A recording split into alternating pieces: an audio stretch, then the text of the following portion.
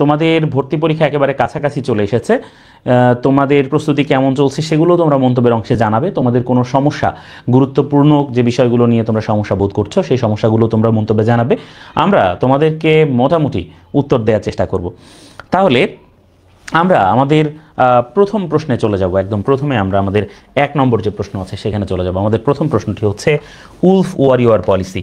আমাদের প্রথম প্রশ্নটি হচ্ছে wolf warrior policy. Wolf warrior policy এটা কোন দেশের নীতি? তাহলে আমাদের যে প্রথম প্রশ্ন আছে সেই প্রশ্নটি হচ্ছে কি? সেই প্রশ্নটি হচ্ছে উলফ ওয়ারিয়র পলিসি নিয়ে। তাহলে প্রথম প্রশ্ন হচ্ছে কি? উলফ ওয়ারিয়র পলিসি নিয়ে আমাদেরকে জিজ্ঞেস করেছে যে উলফ ওয়ারিয়র পলিসি এটি কোন দেশের নীতি। তাহলে উলফ ওয়ারিয়র এই কথাটাকে যদি আমরা এই উলফ ওয়ারিয়র কথাটাকে যদি আমরা একটু ভেঙে লেখার চেষ্টা করি তাহলে আমাদের এখানে কি লিখতে হয়? যদি উলফ শব্দের অর্থ হচ্ছে নেকড়ে, তাই না? নেকড়ে। উলফ শব্দের অর্থ হচ্ছে নেকড়ে, আর ওয়ারিয়র হচ্ছে নর্মালি যোদ্ধা, তাই না? ওয়ারিয়র হচ্ছে যোদ্ধা। তাহলে উলফ ওয়ারিয়র মানে কি? উলফ ওয়ারিয়র মানে হচ্ছে নেকড়ে যোদ্ধা। তাহলে উলফ ওয়ারিয়র পলিসিকে আমরা বাংলায় নেকড়ে যোদ্ধা নীতিও বলতে পারি। এটা মূলত এক ধরনের ডিপ্লোম্যাসি। এটা কি এক ধরনের ডিপ্লোম্যাসি? তাহলে উলফ ওয়ারিয়র পলিসিটা কি? বেসিকলি এক ধরনের ডিপ্লোম্যাসি, ঠিক আছে? যেটা হচ্ছে আমরা বাংলায় এটাকে বলছি নেকড়ে যোদ্ধা কূটনীতি। কি বলছি বাংলায় এটা? আমরা এটাকে কি বলছি? বলছি নেকড়ে যোদ্ধা কূটনীতি। তাহলে এই যে উলফ ওয়ারিয়র পলিসি বা নেকড়ে যোদ্ধা কূটনীতি এইটা কোন দেশের নীতি সেটা জানতে চেয়েছে। তোমাদেরকে একটা বিষয় একটু বলে নিই। দেখো, এই যে বর্তমান বিশ্বের যে গুরুত্বপূর্ণ কূটনৈতিক পরিভাষাগুলো আছে বা বর্তমান বিশ্বের যে গুরুত্বপূর্ণ ঘটনাবলী আছে সেগুলোর যে উল্লেখযোগ্য শব্দ আছে সেগুলো কিন্তু তোমাদের জন্য বেশ গুরুত্বপূর্ণ। বিশ্ববিদ্যালয় ভর্তি পরীক্ষায় বরাবরই এই ধরনের প্রশ্নগুলো থেকে কিন্তু প্রশ্ন থাকে। এই ধরনের প্রশ্নগুলো থেকে সরাসরি জিজ্ঞেস করে যে এটা কোন ধরনের পলিসি বা এটা কোত্থেকে এসেছে, কোন দেশের সাথে বা কোন ঘটনার সাথে সম্পর্কিত, এই ধরনের প্রশ্ন কিন্তু আসে। তো উলফ ওয়ারিয়র পলিসি বা নেকড়ে যোদ্ধা কূটনীতি মূলত খুবই আক্রমণাত্মক, মানে এইটা খুবই আক্রমণাত্মক একটা আমরা কি বলবো এটাকে, এটা খুবই আক্রমণাত্মক একটা নীতি। হ্যাঁ, আমরা জানি যে এই নেকড়ে যোদ্ধা কূটনীতি ব্যবহার করে মূলত চীন। তার মানে চীনের সাথে যদি তুমি কোনো রকম গ্যাঞ্জাম পাকাও, চীনের সাথে যদি তুমি কোনো রকম গ্যাঞ্জাম পাকাও, তাহলে চীন কি করবে? আরো ডাবল তোমার সাথে গ্যাঞ্জাম করবে। ভালোর ভালো, মন্দের মন্দ, ঠিক আছে? আমরা পরের প্রশ্নটাতে চলে যাই। জাপানের প্রথম নারী প্রধানমন্ত্রী কে জানতে চেয়েছে? বর্তমান সময়ের খুবই গুরুত্বপূর্ণ এবং আলোচিত একটা বিষয় হচ্ছে আমরা জানি মানে জাপানের এই এই এই প্রধানমন্ত্রিত্বের বিষয়টা জাপানে বেশ কয়েক বছর ধরে, গত কয়েক বছর ধরে কিন্তু মানে কেউই স্টেবল হতে পারছে না প্রধানমন্ত্রিত্বে, তাই না? কেউ স্টেবল, আমরা শুধু জাপান না, এশিয়ার দেশগুলোতেও কিন্তু আমরা দেখেছি যে বর্তমানে খুব স্টেবল কোনো সরকার অনেকগুলো দেশে আসছে না। বিশেষ করে জাপান, এত ভদ্র একটা দেশ, সেখানেও আমরা দেখছি যে খুব স্টেবল সরকার সেখানে আসছে না। তাহলে কি হচ্ছে? এখানে জিজ্ঞেস করেছে যে জাপানের প্রথম নারী প্রধানমন্ত্রীকে। এখন জাপানের নারী প্রধানমন্ত্রী এটা যদি আমরা মানে একটু পত্রপত্রিকায় চোখ রাখি তাহলে ইতিমধ্যে আমরা দেখে ফেলেছি বা জেনে ফেলেছি। এখানে অপশনে আছে তোশিকো আবে, সানায়ে তাকাইচি, কথানায় আছে আইকো হারুকা। আমরা জানি যে জাপানের প্রথম নারী প্রধানমন্ত্রী হচ্ছেন সানায়ে তাকাইচি, হচ্ছেন জাপানের প্রথম নারী প্রধানমন্ত্রী। জাপানের প্রথম নারী প্রধানমন্ত্রী হচ্ছেন সানায়ে তাকাইচি। খুবই গুরুত্বপূর্ণ এবং তোমরা নির্দ্বিধায় জেনে রাখো যে এবার এইটা কোনো না কোনো বিশ্ববিদ্যালয় ভর্তি পরীক্ষা হয়, ঢাকা বিশ্ববিদ্যালয় অথবা জাহাঙ্গীরনগর, জগন্নাথ, কোনো একটা জায়গাতে কিন্তু এই প্রশ্নটা ডেফিনেটলি আসতে যাচ্ছে। ঠিক আছে, 1 নাম্বার মোটামুটি এটা কমন ধরে নেওয়া। আচ্ছা, আমরা যদিও ওইভাবে কমন দিই না, কিন্তু তারপরও তোমাদের জন্য বলে রাখি যে এটা কিন্তু খুবই গুরুত্বপূর্ণ, আসলেই খুবই গুরুত্বপূর্ণ। কাজেই মানে খুব ভালো করে তোমরা এটা পড়বা। এবং এর সাথে এই যে শান্তিতে নোবেলের যে বিষয়টা আছে না, শান্তিতে নোবেল পেয়েছেন একজন নারী, মারিও করিনা মাচাদো, এটাও কিন্তু খুবই গুরুত্বপূর্ণ। ঠিক আছে, তোমরা এই জিনিসগুলো বিশেষ করে নারী থেকে কিন্তু প্রশ্ন প্রায়ই আসে, হ্যাঁ, বিশ্ববিদ্যালয় ভর্তি পরীক্ষায়। তো এবছর নারীদের যে অবদান বা এই বছর নারীদের যে মানে তোমার প্রশ্ন আসার জায়গাটা নারী জগৎ থেকে, সেগুলো কিন্তু মূলত এগুলোই। কাজে এগুলো খুবই গুরুত্বের সাথে তোমাদেরকে পড়তে হবে। যে বিষয়গুলো এইগুলো বিশেষ করে যে কয়লা, আমি বলেছি কয়লা, গ্যাস, তেল, এইগুলো এবং তার সাথে অস্ত্র, ঠিক আছে, অস্ত্র খুবই গুরুত্বপূর্ণ ব্যাপার। এইগুলো খুব ভালো করে পড়তে হবে। কয়লা মজুদে বিশ্বের শীর্ষ দেশ কোনটি জানতে চেয়েছে? তো এটা তো বাংলাদেশ তো জীবনেও না, ঠিক আছে, আছে রাশিয়া, চীন, যুক্তরাষ্ট্র। বলতে হবে যে কয়লা মজুদে বিশ্বের শীর্ষ দেশ কোনটি। তোমাদেরকে উত্তর দেওয়ার অপশন দেওয়া হয়েছে, তোমরা একটু দ্রুত উত্তর দিয়ে ফেলতে পারো। বর্তমানে কয়লা মজুদে বিশ্বের শীর্ষ দেশ। তোমরা জানো যে বর্তমান বিশ্বে সবচেয়ে বেশি কয়লা ব্যবহার করে চীন আর যুক্তরাষ্ট্র। ঠিক আছে, চীন আর যুক্তরাষ্ট্র সবচেয়ে বেশি কয়লা ব্যবহার করে। তবে সবচেয়ে বেশি কয়লার মজুদ রয়েছে কোথায়? কয়লার সবচেয়ে বেশি মজুদ রয়েছে যুক্তরাষ্ট্রে। যুক্তরাষ্ট্রে কয়লার সবচেয়ে বেশি মজুদ রয়েছে। অনেকেই যুক্তরাষ্ট্র যে পরিমাণ দেশের বাইরে মানে যে দেশগুলো কয়লা বা গ্যাস বা খনিজ সম্পদে অনেক ভালো, মানে যাদের অনেক খনিজ সম্পদের আকর রয়েছে, যুক্তরাষ্ট্র সাধারণত ওই দেশগুলোকে টার্গেট করে এবং সেই দেশগুলোতে তাদের উপনিবেশ বানাতে চায়, তাই না? যেন ওই কয়লা গ্যাস এগুলো যুক্তরাষ্ট্র নিতে পারে বা যুক্তরাষ্ট্রের অধীনে যেন থাকে, ঠিক আছে? তবে যুক্তরাষ্ট্রেও কিন্তু এগুলোর মজুদ নেহায়েত কম না, বরঞ্চ অনেক বেশি। হ্যাঁ, কয়লা মজুদে বিশ্বের শীর্ষ দেশ হচ্ছে যুক্তরাষ্ট্র। যদি আমরা চলে যাই, রেভলিউশন অফ ডিগনিটি কোন দেশে হয়? এটা একটা বিপ্লব। রেভলিউশন অফ ডিগনিটি হচ্ছে একটা বিপ্লব, হ্যাঁ, যে বিপ্লবকে একই সাথে রেভলিউশন অফ ডিগনিটিকে একই সাথে আমরা অন্য আরেকটা নামে ডাকছি। কি নামে আমরা এটাকে ডাকছি? রেভলিউশন অফ ডিগনিটিকে আমরা আরেকটা নামে ডাকছি। আমি জানি না তোমরা কি এটার নামটা বলতে পারবা কিনা। রেভলিউশন অফ ডিগনিটিকে আমরা আরেকটা যে নামে ডাকছি সেটাকে বলছে ইউরোমেইডন। কি বলছে? বলছে ইউরোমেইডন। তাহলে ইউরোমেইডন বা রেভলিউশন অফ ডিগনিটি এটা কোন দেশে হয়েছে সেটা জানতে চেয়েছে। রেভলিউশন অফ ডিগনিটি বা ইউরোমেইডন কোন দেশে হয়েছে সেটা জানতে চেয়েছে। অপশনে আছে ইউক্রেন, জর্জিয়া, রাশিয়া, আলবেনিয়া।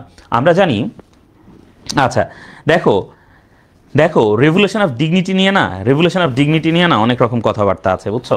দেখো, এই যে ভিক্টর ইয়ানুকোভিচ বলে একজন ভদ্রলোক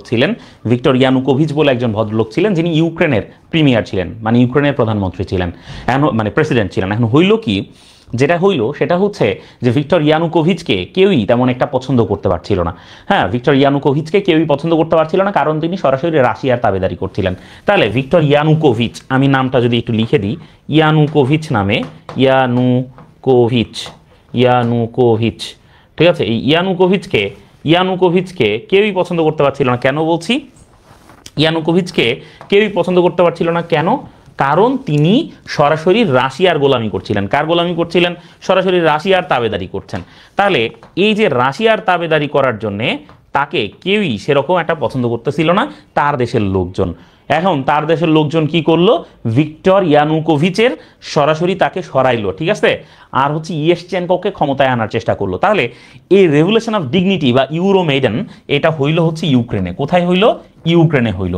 তাহলে ইউক্রেনে ঘইটা যাওয়া একটা বিপ্লব, হ্যাঁ, যেটা 2009 থেকে 10 এই সময়টা জুড়ে চলে, সেটা হচ্ছে রেভলিউশন অফ ডিগনিটি। তাহলে রেভলিউশন অফ ডিগনিটি কোথায় ঘটলো? ইউক্রেনে ঘটলো, ঠিক আছে? রেভলিউশন অফ ডিগনিটিটা ঘটলো কোথায়? ইউক্রেনে ঘটলো। আচ্ছা, এরপর আমরা দেখি জাতিসংঘের সাধারণ পরিষদের 80তম অধিবেশনের সভাপতি। প্রত্যেক বছর জাতিসংঘের সাধারণ পরিষদটা একটা গুরুত্বপূর্ণ টপিক থাকে। প্রত্যেক বছর জাতিসংঘের সাধারণ পরিষদের অধিবেশনটা একটা গুরুত্বপূর্ণ টপিক থাকে, ঠিক আছে? তাহলে জাতিসংঘের সাধারণ পরিষদের 80তম অধিবেশনের সভাপতি জানতে চেয়েছেন আনালেনা বেয়ারবক। কে ছিলেন? আনালেনা বেয়ারবক ছিলেন। কোন দেশের তিনি? আনালেনা বেয়ারবক কোন দেশের? তিনি হচ্ছেন জার্মানির। তাহলে জার্মানির এই মহিলা, জার্মানির এই নারী, এই জার্মান নারী, তিনি জাতিসংঘ সাধারণ পরিষদের 80তম অধিবেশনের সভাপতি ছিলেন। এই 80তম অধিবেশন সম্পর্কে আমাদের যা পারা যায় ডিটেল পড়তে হবে। বিশেষ করে ডক্টর মোহাম্মদ ইউনূস এই অধিবেশনে কবে যোগ দিলেন, সেখানে তিনি কবে বাংলায় ভাষণ দিলেন, ইত্যাদি ইত্যাদি এই বিষয়গুলো আমাদেরকে একটু ভালো করে দেখতে হবে, পড়তে হবে। পরের প্রশ্নে আমরা চলে যাই, ইউএনইপির সদর দপ্তর কোথায়? ইউএনইপির সদর দপ্তর কোথায় এটা জানতে চেয়েছে। কিসের? ইউএনইপির। ভাই ইউএনইপি জিনিসটা কি? ইউএনইপি জিনিসটা কি আমাদের জানতে হবে যে ইউএনইপি জিনিসটা কি। ইউএনইপি হচ্ছে ইউনাইটেড নেশন এনভায়রনমেন্টাল প্রোগ্রাম।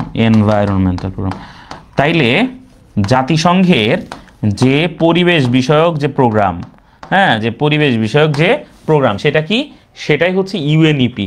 তাইলে ইউনাইটেড নেশন এনভায়রনমেন্টাল প্রোগ্রাম হচ্ছে ইউএনইপি। তাহলে জাতিসংঘের পরিবেশ বিষয়ক যে সংস্থা, সেটা সদর দপ্তর কোথায়? নিউ ইয়র্ক, প্যারিস, নাইরোবি না জেনেভাতে? তাহলে নিউ ইয়র্ক, প্যারিস, নাইরোবি না জেনেভাতে এই সদর দপ্তর, সেটা জানার জন্য প্রশ্নটা এসেছে। ইউএনইপি, হ্যাঁ, জাতিসংঘের পরিবেশবাদী একটা সংগঠন হচ্ছে জাতিসংঘের পরিবেশবাদী সংগঠন। আচ্ছা, এখন কথা হচ্ছে যে ইউএনইপির নামটা যখনই আসবে, দেখো ইউএনইপির নামটা যখনই আসে তখন আরেকটা নাম আমাদেরকে স্মরণ করতে হয়। সেই নামটা হচ্ছে আমি একটু লিখি এখানে, সেই নামটা হচ্ছে ওয়াঙ্গারি মাথাই। সে নামটা কি? সে নামটা হচ্ছে ওয়াঙ্গারি মাথাই। তাহলে এই যে ওয়াঙ্গারি মাথাই কার নাম? আসলে কি করেছেন তিনি? হ্যাঁ, কিসের জন্য তিনি বিখ্যাত হয়ে আছেন? এই ওয়াঙ্গারি মাথাই আসলে ঘটনাটা কি ঘটাইছেন? ওয়াঙ্গারি মাথাই হচ্ছেন একজন ভদ্র মহিলা। হ্যাঁ, তিনি কি করলেন? তিনি দেখলেন যে কেনিয়াতে যে প্রচুর পরিমাণে বনাঞ্চল ছিল, যে প্রচুর পরিমাণে বন্য প্রাণী সেখানে ছিল, সেগুলো প্রচারদের কবলে পড়ে, বনাঞ্চলগুলো এই বন খেকো বনদস্যুদের কবলে পড়ে আস্তে আস্তে এগুলোর সংখ্যা কমছে, কমছে এবং কমতে কমতে এগুলো খুব আশঙ্কাজনক একটা অবস্থার মধ্যে চলে আসছে। তখন ইউএনইপির ইউএনইপি তখন এক্সিস্ট করে না। ইউএনইপির সদর দপ্তরটা এটা নিয়ে ওয়াঙ্গারি মাথায়ের কথা কেন আসছে? ওয়াঙ্গারি মাথায় কি করলেন? তিনি একটা মুভমেন্ট ক্রিয়েট করলেন। কি করলেন? একটা মুভমেন্ট ক্রিয়েট করলেন, যে মুভমেন্টটাকে বলে হচ্ছে গ্রিন বেল্ট মুভমেন্ট। এখন এই ওয়াঙ্গারি মাথায় যে গ্রিন বেল্ট মুভমেন্ট শুরু করলেন, এটার মূল লক্ষ্য কি ছিল? মূল লক্ষ্য ছিল কেনিয়ার ওই যে সবুজ অঞ্চল, ওই যে বনাঞ্চল, সেটাকে আবার ফিরিয়ে আনা। এটাই ছিল মূলত এই ওয়াঙ্গারি মাথায়ের গ্রিন বেল্ট মুভমেন্টের মূল কাজ। তো তখন এই ওয়াঙ্গারি মাথায়ের যে দেশ কেনিয়া, এই কেনিয়ার রাজধানী নাইরোবি, এই জায়গাতেই কিন্তু তোমার হচ্ছে ওই ইউএনইপি তার সদর দপ্তর স্থাপন করলো, ওয়াঙ্গারি মাথায়ের প্রতি শ্রদ্ধা রেখে, সম্মান জানিয়ে। ঠিক আছে, ওকে ঠিক আছে। এরপরের প্রশ্ন দেখি, এশিয়া থেকে ইউরোপকে পৃথক করেছে কোন প্রণালী? দেখো, এশিয়া থেকে ইউরোপকে পৃথককারী প্রণালীর নামটা জানতে চেয়েছে। তাহলে আমাদের কাছে জানতে চেয়েছে কি, যে এশিয়া থেকে ইউরোপকে কোন প্রণালী পৃথক করেছে, পৃথক করেছে এটা জানতে চেয়েছে।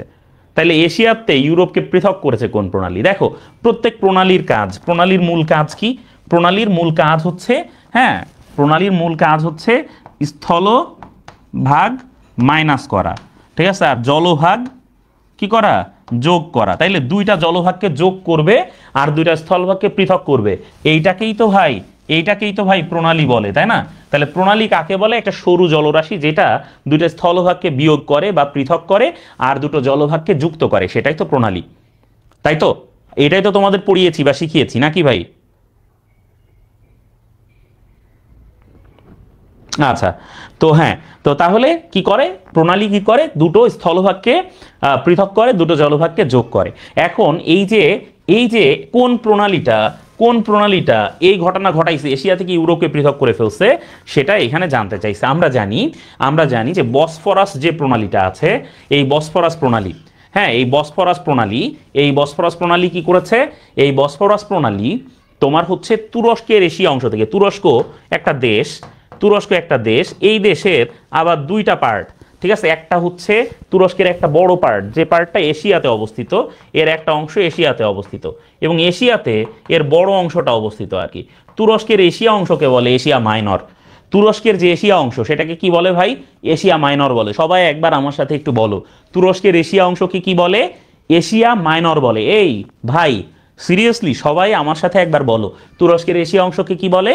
এশিয়া মাইনর বলে। ঠিক আছে, তাহলে তুরস্কের এই যে এশিয়া অংশ যেটা এশিয়া মাইনর, সেই এশিয়া মাইনর থেকে তুরস্কের রাশিয়া অংশকে পৃথক করেছে। তার মানে ইউরোপ অংশকে পৃথক করেছে। হ্যাঁ, তুরস্কের ইউরোপ অংশকে পৃথক করেছে। তার মানে তুরস্কের একটা পার্ট ইউরোপেও রয়েছে। তাহলে এই তুরস্কের এশিয়া অংশ থেকে তুরস্কের ইউরোপ অংশকে পৃথক করেছে মূলত বসফরাস প্রণালী। কোন প্রণালী ভাই পৃথক করেছে? আবারও বলি, বসফরাস প্রণালীটা তুরস্কের এশিয়া অংশ থেকে তুরস্কের ইউরোপ অংশকে পৃথক করেছে। তুরস্কের এশিয়া অংশকে বলছে এশিয়া মাইনর। ঠিক আছে, এশিয়া মাইনর বলছে। আচ্ছা, ভেরি গুড, ওকে। তাহলে এইবার আমরা দেখি এই যে বাবেল মানদেব প্রণালী কি করছে বলতো? বেরিং প্রণালী কি করছে? বেরিং প্রণালী যেটা, এই বেরিং প্রণালীটা পৃথক করছে কাকে? বেরিং প্রণালী পৃথক করছে হচ্ছে এশিয়া থেকে কাকে পৃথক করছে? বেরিং প্রণালী এশিয়া থেকে কাকে পৃথক করছে বলো? কাকে পৃথক করছে এশিয়া থেকে? আমেরিকাকে পৃথক করছে, তাই না? এশিয়া থেকে আমেরিকাকে পৃথক করছে। আচ্ছা, তাতার প্রণালী হচ্ছে পৃথিবীর বৃহত্তম প্রণালী। তাতার প্রণালী কি? পৃথিবীর বৃহত্তম প্রণালী। ঠিক আছে, যেটা রাশিয়া দ্বীপ থেকে শাখালিন দ্বীপকে পৃথক করে। হ্যাঁ, জাপান সাগর আর ওকস্টক সাগরকে যোগ করে। ঠিক আছে, তাতার প্রণালী এটা পৃথিবীর বৃহত্তম প্রণালী। তাহলে আমাদের মনে থাকবে তাতার প্রণালী হচ্ছে পৃথিবীর বৃহত্তম প্রণালী। ঠিক আছে, তাতার প্রণালী পৃথিবীর বৃহত্তম প্রণালী, যেটা জাপান সাগর ওকস্টক সাগরকে যোগ করে। ঠিক আছে, রাশিয়া দ্বীপ থেকে শাখালিন দ্বীপকে, মানে রাশিয়া থেকে শাখালিন দ্বীপকে পৃথক করে। আচ্ছা, বাবেল মানদেব প্রণালী, এটা তো খুবই গুরুত্বপূর্ণ প্রণালী। বাবেল মানদেবটা কিন্তু খুবই গুরুত্বপূর্ণ প্রণালী, আমি বলে রাখি আবারও। বাবেল মানদেব, এটাকে গেট অফ টিয়ার্স বলা হয়, তাই না, বা অশ্রুর দরজা বলা হয়। বাবেল মানদেবকে কি বলা হয়? গেট অফ টিয়ার্স বা অশ্রুর দরজা বলা হয়। পৃথিবীর আন্তর্জাতিক বাণিজ্যের জন্য সবচেয়ে গুরুত্বপূর্ণ প্রণালী হচ্ছে বাবেল মানদেব প্রণালী। এই বাবেল মানদেব প্রণালীটা কি করছে? এশিয়া থেকে ইউরোপকে পৃথক করছে, তাই না? বাবেল মানদেব প্রণালী এশিয়া থেকে ইউরোপকে পৃথক করছে, এই বাবেল মানদেব প্রণালী। ঠিক আছে, এশিয়া মাইনাস ইউরোপ, মনে রাখতে হবে এইগুলো মনে রাখতে পারলে একটা প্রশ্ন কমন পাওয়ার সম্ভাবনা খুব বেশি গুরুত্বপূর্ণ। ঠিক আছে, এগুলো মনে রাখতে পারলে একটা প্রশ্ন কমন পাওয়ার পসিবিলিটি খুব বেশি হয়ে যায়। ওকে ওকে, এরপরে আমরা দেখি নর্ডিক টাইগার বলা হয় কোন দেশকে? নর্ডিক টাইগার বলা হয় কোন দেশকে? আমরা জানি পৃথিবীর একদম উত্তরের যে দেশগুলো সেগুলোকে বলা হয় নর্ডিক দেশ। তাহলে আমরা ফাইন্স দিয়ে এই দেশগুলোকে সাধারণত মনে রাখি, FINDS, ফাইন্স দিয়ে সাধারণত এই দেশগুলোকে মনে রাখি। Finland, Iceland, Norway, Denmark, Sweden, এগুলো কি স্ক্যান্ডিনেভিয়ান দেশও বলে? কি বলে? স্ক্যান্ডিনেভিয়ান দেশও বলে মূলত। হ্যাঁ, কি বলে? স্ক্যান্ডিনেভিয়ান দেশ। ঠিক আছে, স্ক্যান্ডিনেভিয়ান দেশ। আচ্ছা, তাহলে এইগুলো কি স্ক্যান্ডিনেভিয়ান দেশ বলে? এগুলোকে স্ক্যান্ডিনেভিয়ান দেশ বলে। আচ্ছা, তাহলে নর্ডিক টাইগার এটা বলা হয় কোন দেশকে? আইসল্যান্ড, নরওয়ে, ডেনমার্ক, ফিনল্যান্ড, কোন দেশকে নর্ডিক টাইগার বলা হয়? আচ্ছা, এইখানে প্রত্যেকটা দেশের আলাদা আলাদা নাম রয়েছে, তাই না? প্রত্যেকটা ডেনমার্কের কি ঘটনা আমরা কি জানি? ডেনমার্ক হচ্ছে পৃথিবীর প্রথম জাতীয় পতাকা যেটা ডেনব্রুগ, পৃথিবীর প্রথম জাতীয় পতাকা ডেনব্রুগ যেটা, সেটা কিন্তু ডেনমার্ক তৈরি করেছে। ফিনল্যান্ডকে কি বলা হয়? ফিনল্যান্ডকে বলা হয় হাজার হ্রদের দেশ, তাই না? কি বলা হয়? হাজার হ্রদের দেশ বলা হয় ফিনল্যান্ডকে, তাই না? কি ফিনল্যান্ডকে বলা হয় না হাজার হ্রদের দেশ? ফিনল্যান্ডকে কি বলা হয়? হাজার হ্রদের দেশ বলা হয় ফিনল্যান্ডকে। ঠিক আছে, হাজার হ্রদের দেশ। নরওয়েকে কি বলা হয়? নরওয়েকে বলা হয় নিশীথ সূর্যের দেশ। কি বলা হয়? নিশীথ সূর্যের দেশ। নিশীথ সূর্যের দেশ কোনটা? নিশীথ সূর্যের দেশ হচ্ছে নরওয়ে। আইসল্যান্ডকে কি বলা হয়? আগুনের দ্বীপ বলা হয় আইসল্যান্ডকে। কি বলা হয়? আগুনের দ্বীপ বলা হয় আইসল্যান্ডকে। আচ্ছা, আইসল্যান্ডকে বলা হয় আগুনের দ্বীপ কারণ অনেক সক্রিয় আগ্নেয়গিরির অবস্থান সেখানে রয়েছে। ঠিক আছে, আইসল্যান্ডকে আগুনের দ্বীপ বলা হয় কারণ অনেক সক্রিয় দ্বীপ সেখানে, মানে আগুন সেখানে রয়েছে। ঠিক আছে, আচ্ছা, প্রণালীবাদে সব মুখস্থ করতে পারো কেন ভাই? এটা তো মুখস্থ করার কথা না ভাই। এটা তো মুখস্থ করার কিছু নাই ভাইয়া, এটা তো খুব মানে সহজ ব্যাপার। এটা মানে প্রণালী পড়া যেভাবে আমরা পড়িয়েছি তাতে তো আসলে মুখস্থ করার এখানে খুব বেশি কিছু থাকেই না।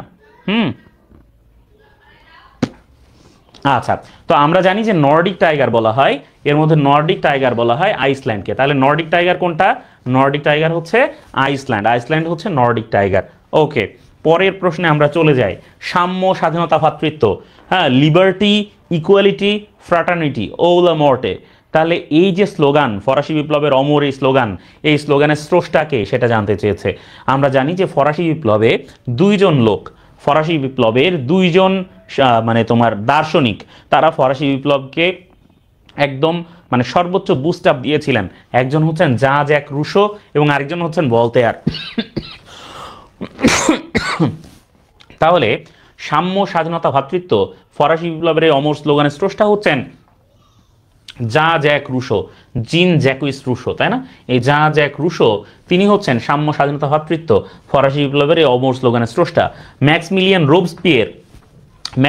রোবস্পিয়ার ছিলেন ওই যে একটা ক্লাব ছিল না, জ্যাকোবিন ক্লাব, এই জ্যাকোবিন ক্লাবের মানে একজন সদস্য, এবং জ্যাকোবিন ক্লাব মূলত চালাইতেন তিনি, যেটা বিপ্লবের জন্য খুবই গুরুত্বপূর্ণ ক্লাব ছিল। ম্যাক্সমিলিয়ান রোবস্পিয়ার। চার্লস মন্টেস্কু তিনিও আরেকজন দার্শনিক ছিলেন। আর ভলতেয়ার সেই দার্শনিক যিনি বলেছেন যে তোমার মতের সাথে আমার মতের মিল নাই হতে পারে, কিন্তু তোমার মত প্রকাশের স্বাধীনতার জন্য আমি আমার জীবন দিতে প্রস্তুত। তাহলে এই কথাটা কে বলেছেন? যে তোমার মতের সাথে আমার মতের মিল নাই হতে পারে। কথাটা কি চমৎকার, ভেবেছো একবার? বলেছেন যে তোমার মতের সাথে আমার মতের মিল নাই হতে পারে, কিন্তু তোমার মত প্রকাশের স্বাধীনতার জন্য আমি আমার জীবন দিয়ে দিতে প্রস্তুত। এটা বলেছেন ভলতেয়ার। আর সাম্য, স্বাধীনতা, ভ্রাতৃত্ব অথবা মৃত্যু, এটা বলেছেন আমাদের এই জাজ এক রুশো। ঠিক আছে, ওকে। ওকে, পরের প্রশ্নটা আমরা দেখি। জাতিসংঘের কোন সংস্থার কাজ বর্তমানে স্থগিত হয়ে আছে? তাহলে জানতে চেয়েছে কি? জানতে চেয়েছে জাতিসংঘের কোন সংস্থার কাজ বর্তমানে স্থগিত হয়ে আছে, তার মানে আর চলছে না এখন। আমরা জানি জাতিসংঘের নিরাপত্তা পরিষদ যেটা ইউএনএসসি, এটা জাতিসংঘের সবচেয়ে গুরুত্বপূর্ণ সংস্থাগুলোর মধ্যে একটা। এই নিরাপত্তা পরিষদের অপর নাম হচ্ছে স্বস্তি পরিষদ। কি পরিষদ? নিরাপত্তা পরিষদের অপর নাম হচ্ছে স্বস্তি পরিষদ। নিরাপত্তা পরিষদের অপর নাম হচ্ছে কি? স্বস্তি পরিষদ। তাহলে ইউএনএসসির কাজ কি? কাজ হচ্ছে পুরা পৃথিবী যেন যুদ্ধ বিগ্রহে জড়ায় না যায়, পুরা পৃথিবী যেন যুদ্ধ বিগ্রহে জড়ায় না যায়, এগুলারে নিশ্চিত করা হচ্ছে কি? এগুলারে এই পুরা পৃথিবীর মানে যুদ্ধ বিগ্রহে যেন জড়ায় না যায়, এটা নিশ্চিত করা হচ্ছে কার কাজ? ইউএনএসসির কাজ। তাইলে ইউএনএসসির মূল কাজ কোনটা? ইউএনএসসির মূল কাজ কোনটা ভাই? ইউএনএসসির মূল কাজ হচ্ছে যেন এই মানে যুদ্ধ বিগ্রহে জড়ায় না যায়, এটা হচ্ছে ইউএনএসসি বা স্বস্তি পরিষদের মূল কাজ বা সিকিউরিটি কাউন্সিলের মূল কাজ। সাধারণ পরিষদের মূল কাজ কি? সাধারণ পরিষদ হচ্ছে এই যে প্রত্যেক বছর বললাম না সেপ্টেম্বর মাসে যেটা অধিবেশন বসে, ঠিক আছে, সেটা হচ্ছে সাধারণ পরিষদ। এই সাধারণ পরিষদের সদস্য হচ্ছে সবগুলা দেশি, জাতিসংঘের যতগুলো 193টা সদস্য দেশই সাধারণ পরিষদের সদস্য। অপরদিকে ওসি পরিষদ বা ট্রাস্টিশিপ কাউন্সিলের কাজ কি ছিল? এই ট্রাস্টিশিপ কাউন্সিলের কাজ ছিল কোনো দেশ মানে কোনো অঞ্চল যেটা অনুন্নত, হ্যাঁ, যেটা উপনিবেশের নিগড়ে বন্দী, সেই দেশগুলো, সেই অঞ্চলগুলো যদি স্বাধীন হতে চায়, তাহলে তাকে স্বাধীন হইতে দেওয়ার জন্যে, হ্যাঁ, তার যে ইনফ্রাস্ট্রাকচারাল যে উন্নয়ন এবং যে হেল্প দরকার, সেই হেল্প করা, এটাই ছিল ওসি পরিষদের মূল কাজ। তাহলে ওসি পরিষদের যে কাজ, সেটা সর্বশেষ পালাওয়ে চলেছে। পালাও যখন স্বাধীন হয়েছে, পালাও স্বাধীন হওয়ার পরে ওসি পরিষদকে স্থগিত করে রাখা হয়েছে। ওসি পরিষদের বর্তমানে আর কোনো কাজ নেই, পালাও ছিল এর সর্বশেষ এলাকা। তাহলে ওসি পরিষদ কার মাধ্যমে হয়েছে? পালাওয়ের মাধ্যমে। ঠিক আছে, ওসি পরিষদের সর্বশেষ মানে কোন সংস্থা? ওসি পরিষদ সর্বশেষ পালাও হচ্ছে ওসি পরিষদের সর্বশেষ সংস্থা, যেটার কাজ বর্তমানে স্থগিত হয়ে আছে। মানে ওসি পরিষদের কাজ বর্তমানে স্থগিত হয়ে আছে, পালাও ছিল সর্বশেষ এলাকা। আশা করি আমরা বুঝতে পেরেছি। পরের প্রশ্নে চলে যায়। আফগানিস্তানের কোন প্রদেশে বাগরাম বিমান ঘাঁটি অবস্থিত? এই বাগরাম বিমান ঘাঁটি বর্তমানে পৃথিবীর সবচেয়ে আলোচিত সামরিক ঘাঁটি আর কি। পৃথিবীর সবচেয়ে আলোচিত সামরিক ঘাঁটির নাম হচ্ছে কোনটা? পৃথিবীর সবচেয়ে আলোচিত সামরিক ঘাঁটির নামই হচ্ছে বর্তমানে বাগরাম বিমান ঘাঁটি।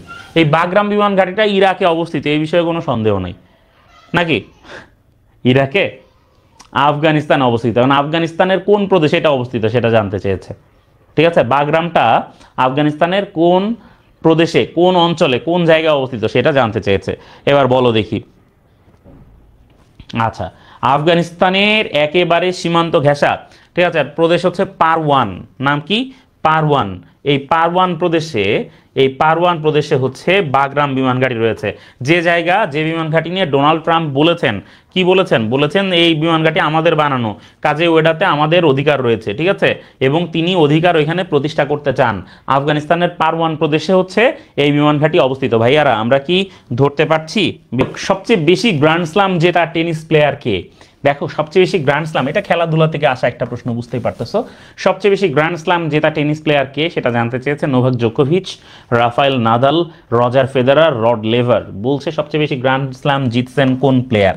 ঠিক আছে, সবচেয়ে বেশি গ্র্যান্ড স্লাম জিতছেন কোন প্লেয়ার সেটা জানতে চাইছে। নোভাক জোকোভিচ, রাফায়েল নাদাল হচ্ছেন স্পেনের একজন ভদ্রলোক, হ্যাঁ, একজন প্লেয়ার, যাকে বলা হয় ক্লে কোর্টের রাজা। কি বলা হয়?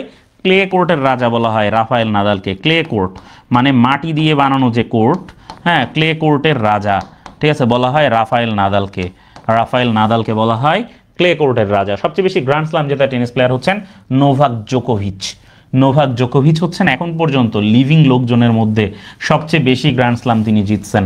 ঠিক আছে, অপরাজিত সবচেয়ে বেশি গ্র্যান্ড স্লাম জিতছেন নোভাক জোকোভিচ। ঠিক আছে, পরের প্রশ্নে আমরা চলে যাই।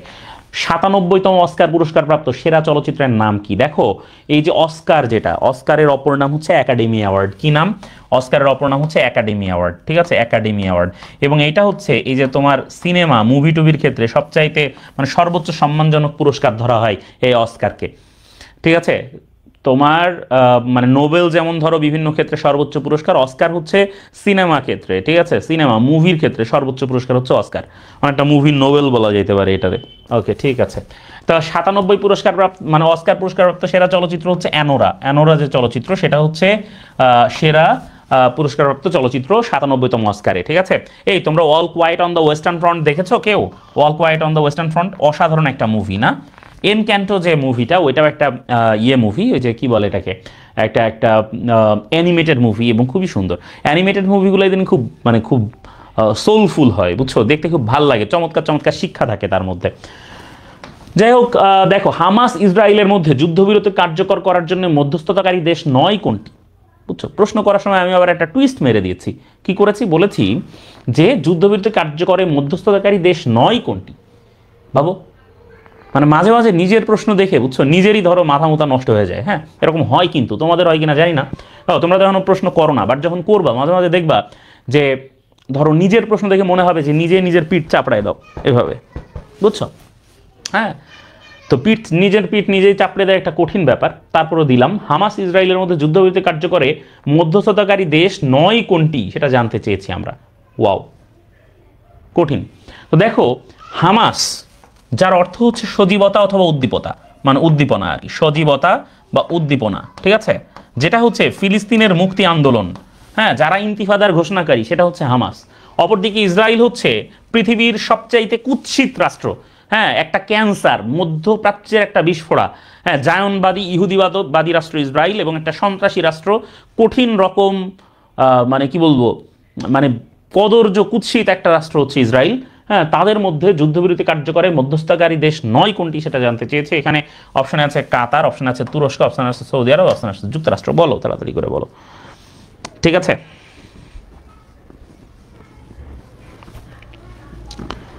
বলো, মধ্যস্থতাকারী দেশ নয় কোনটি সেটা এখানে জানতে চেয়েছে, আমাদেরকে বলতে হবে কোনটি মধ্যস্থতাকারী দেশ নয়। আমরা জানি এই মধ্যস্থতাকারী দেশ নয়, এই মধ্যস্থতাকারী দেশ নয় হচ্ছে ভাইয়া সৌদি আরব, বুঝছো। সৌদি আরব জীবনে অনেক অন্যায় কাম করছে, অনেক আকাম কুকাম করছে, অনেক পাপ করছে, এটা আমরা অনেকেই মানি, অনেকেই মানতে চায় না। কিন্তু সৌদি আরব একটা কাম করছে, সেটা হচ্ছে এরা মধ্যস্থতা করে নাই। কাতার, তুরস্ক, যুক্তরাষ্ট্র এরা মধ্যস্থতা করেছে, ঠিক আছে, হামাস এবং ইসরায়েলের মধ্যে যুদ্ধবিরতি কার্যকরে মধ্যস্থতা করেছে, কিন্তু সৌদি আরব করে নাই, ঠিক আছে, মধ্যস্থতা ওই দেশগুলোর মধ্যে ছিল না। ন্যাটোর সর্বশেষ সদস্য কোন দেশ? দেখো, নেটো খুবই খুবই গুরুত্বপূর্ণ একটা সংস্থা হচ্ছে NATO, north Atlantic treaty organization. হ্যাঁ, নর্থ আটলান্টিক ট্রিটি অর্গানাইজেশন হচ্ছে নেটো, ঠিক আছে। কি জিনিস? North Atlantic, north Atlantic treaty organization. তার মানে হ্যাঁ, নর্থ মানে কি? নর্থ মানে হচ্ছে উত্তর, তাহলে উত্তর আটলান্টিকের পাড়ের যে দেশগুলো, আটলান্টিকের উত্তর পাড়ের যে দেশগুলো, এরা কি করবে? এরা হচ্ছে তোমার এই ন্যাটো গঠন করছে, ঠিক আছে। বেসিক্যালি ন্যাটোটা ছিল দ্বিতীয় বিশ্বযুদ্ধের ফলাফল। অনেক সময় প্রশ্ন আসতে পারে, ভাই ন্যাটো কি? ন্যাটো হচ্ছে দ্বিতীয় বিশ্বযুদ্ধের ফলাফল। কোন বিশ্বযুদ্ধের ফলাফল ভাই? দ্বিতীয় বিশ্বযুদ্ধের। তাহলে ন্যাটো হচ্ছে কি? আমরা বলবো দ্বিতীয় বিশ্বযুদ্ধের ফলাফল হচ্ছে ন্যাটো।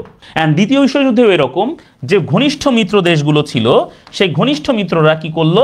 যখনই দ্বিতীয় বিশ্বযুদ্ধে জার্মানিকে, হিটলারকে যখনই সরায় দিল, দ্বিতীয় বিশ্বযুদ্ধে হিটলারের পতন যখনই হয়ে গেল, তখন বার্লিন তো হচ্ছে তখন জার্মানির সবচেয়ে বড় শহর, এই বার্লিনের এক পাশ দিয়া ঢুকলো হইতাছে ইউএসএ। কে ঢুকলো? ইউএসএ ঢুকলো। আর এক পাশ দিয়া ঢুকলো হইতাছে তোমার ইউএসএসআর, মানে সোভিয়েত রাশিয়া আর কি, ঠিক আছে। তাহলে একদিক দিয়া ইউএসএ ঢুইকা, আর এক পাশ দিয়া ইউএসএসআর ঢুইকা, একদিক দিয়া ঢুকলো পুঁজিবাদ, আরেক দিক দিয়া ঢুকলো মানে কি, আরেক দিক দিয়া ঢুকলো সমাজতন্ত্র বা মানে তোমার হচ্ছে সোশ্যালিজম, যেটা আর কি। ঢুইকা এই বার্লিন রে মাঝখান দিয়া দুই ভাগ করলো। কি করলো? দুই ভাগ করলো। কইরা বার্লিনের মাঝ দিয়া তুললো বার্লিন প্রাচীর। তাহলে বার্লিনের মাঝখান দিয়া কি করা হইলো? বার্লিন প্রাচীর তুইলা দেয়া হইলো, ঠিক আছে। এই যে বার্লিন প্রাচীর তুইলা যে বার্লিনরে দুই ভাগ করা হইলো, জার্মানিরে দুই ভাগ করা হলো, পূর্ব জার্মানি, পশ্চিম জার্মানি, এই বিভাজিত করণটা পুরো পৃথিবীর মেরুকরণ করে দিল। এবং তখন ইউএসএ আর ইউএসএসআর মানে মার্কিন যুক্তরাষ্ট্র আর রাশিয়ার মধ্যে একটা ভয়াবহ গ্যাঞ্জাম তৈরি হয়ে গেল, বুঝছো। এবং সেই গ্যাঞ্জামের ফলশ্রুতিতে যখন রাশিয়া মানে এই ন্যাটো যেমন তোমার তৈরি করলো হচ্ছে মার্কিন যুক্তরাষ্ট্র, তাহলে ন্যাটো তৈরি করছিল কেটা? ইউএসএ তৈরি করছিল। এর বিপরীতে রাশিয়াও কিন্তু একটা জিনিস, একটা বস্তু তৈরি করছিল, সেই বস্তুটার নাম ছিল ওয়ারশ প্যাক্ট। সেই বস্তুর নাম কি ছিল? নাম ছিল হচ্ছে ওয়ারশ প্যাক্ট, ঠিক আছে। তাহলে এই ওয়ারশপ অ্যাক্ট তৈয়ার করছিল কেডা? ওয়ারশপ অ্যাক্ট তৈয়ার করছিল হইতাছে সোভিয়েত রাশিয়া। ওয়ারশপ অ্যাক্ট তৈয়ার করছিল সোভিয়েত রাশিয়া। অপরদিকে ন্যাটো তৈয়ার করছিল কেডা? ন্যাটো তৈয়ার করছিল ইউএসএ। স্নায়ু যুদ্ধের কারণে বা কোল্ড ওয়ারের কারণে রাশিয়ার পতন ঘটে গেছে, সোভিয়েত রাশিয়া ভাঙা চুরা 14টা আলাদা রাষ্ট্র, সর্বমোট 15টা রাষ্ট্রের জন্ম হয়ে গেছে। কিন্তু ইউএসএ ঠিকই টিকা গেছে, ঠিক আছে? ইউএসএ কি করছে? ঠিকই টিকা গেছে। টিকা যায় ইউএসএ ন্যাটো টিকা গেছে। এখন সেই যে নর্থ আটলান্টিক ট্রিটি অর্গানাইজেশন, এরা এখন কি করতেছে? এরা এখন রাশিয়ার ঘাড়ের উপর আইসা নিঃশ্বাস নিতে চায়। আচ্ছা, তো এখন ন্যাটোর সর্বশেষ সদস্য হয়েছে কোনটা কত? Ukraine, Romania, Finland, Sweden. কোনটা হয়েছে ন্যাটোর সর্বশেষ সদস্য ভাইয়েরা? তোমরা কি উত্তর দিছিলা? আমি তো পড়াইতে যাই আসলে মানে খুবই মনোযোগ দিয়া দেখতে মানে খুবই মনোযোগ দিয়া দেখতে আসলে মানে কথা কইতে ভুলাই গেছিলাম, ঠিক আছে? আচ্ছা, তো ন্যাটোর সর্বশেষ মানে 32তম সদস্য দেশ কোনটা? তোমরা কি বলেছো? ন্যাটোর সদস্য দেশ হচ্ছে সুইডেন। 32তম সদস্য দেশ হচ্ছে সুইডেন। সুইডেন সর্বশেষ 32তম দেশ হিসেবে ন্যাটোর সাথে যুক্ত হয়েছে। ওকে, এর পরের প্রশ্নে আমরা চলে যাই। 0 থেকে 9 পর্যন্ত যে কি, 0 থেকে 9 পর্যন্ত যে কি, এই কিগুলোরে বলা হয় মানে এটা হচ্ছে মূলত এই যে তোমার কিবোর্ড আছে না কম্পিউটারের কিবোর্ড, এই কিবোর্ডের এই কিবোর্ডে থাকা যে কি আছে 0 থেকে 9 পর্যন্ত, এই কিগুলোরে বলা হয় নিউমেরিক কি। কি বলা হয়? এগুলোরে বলা হয় নিউমেরিক কি। আলফাবেটিক কি কোনগুলো? আলফাবেটিক কি, নিউমেরিক কি হচ্ছে 0 থেকে 9 পর্যন্ত কিগুলোর নাম হচ্ছে নিউমেরিক কি, ঠিক আছে? 0 থেকে 9 পর্যন্ত কিগুলোর নাম নিউমেরিক কি। একই সাথে ইনপুট এবং আউটপুট ডিভাইস কোনগুলো? ইনপুট এবং আউটপুট ডিভাইস কোনটি জানতে চেয়েছে।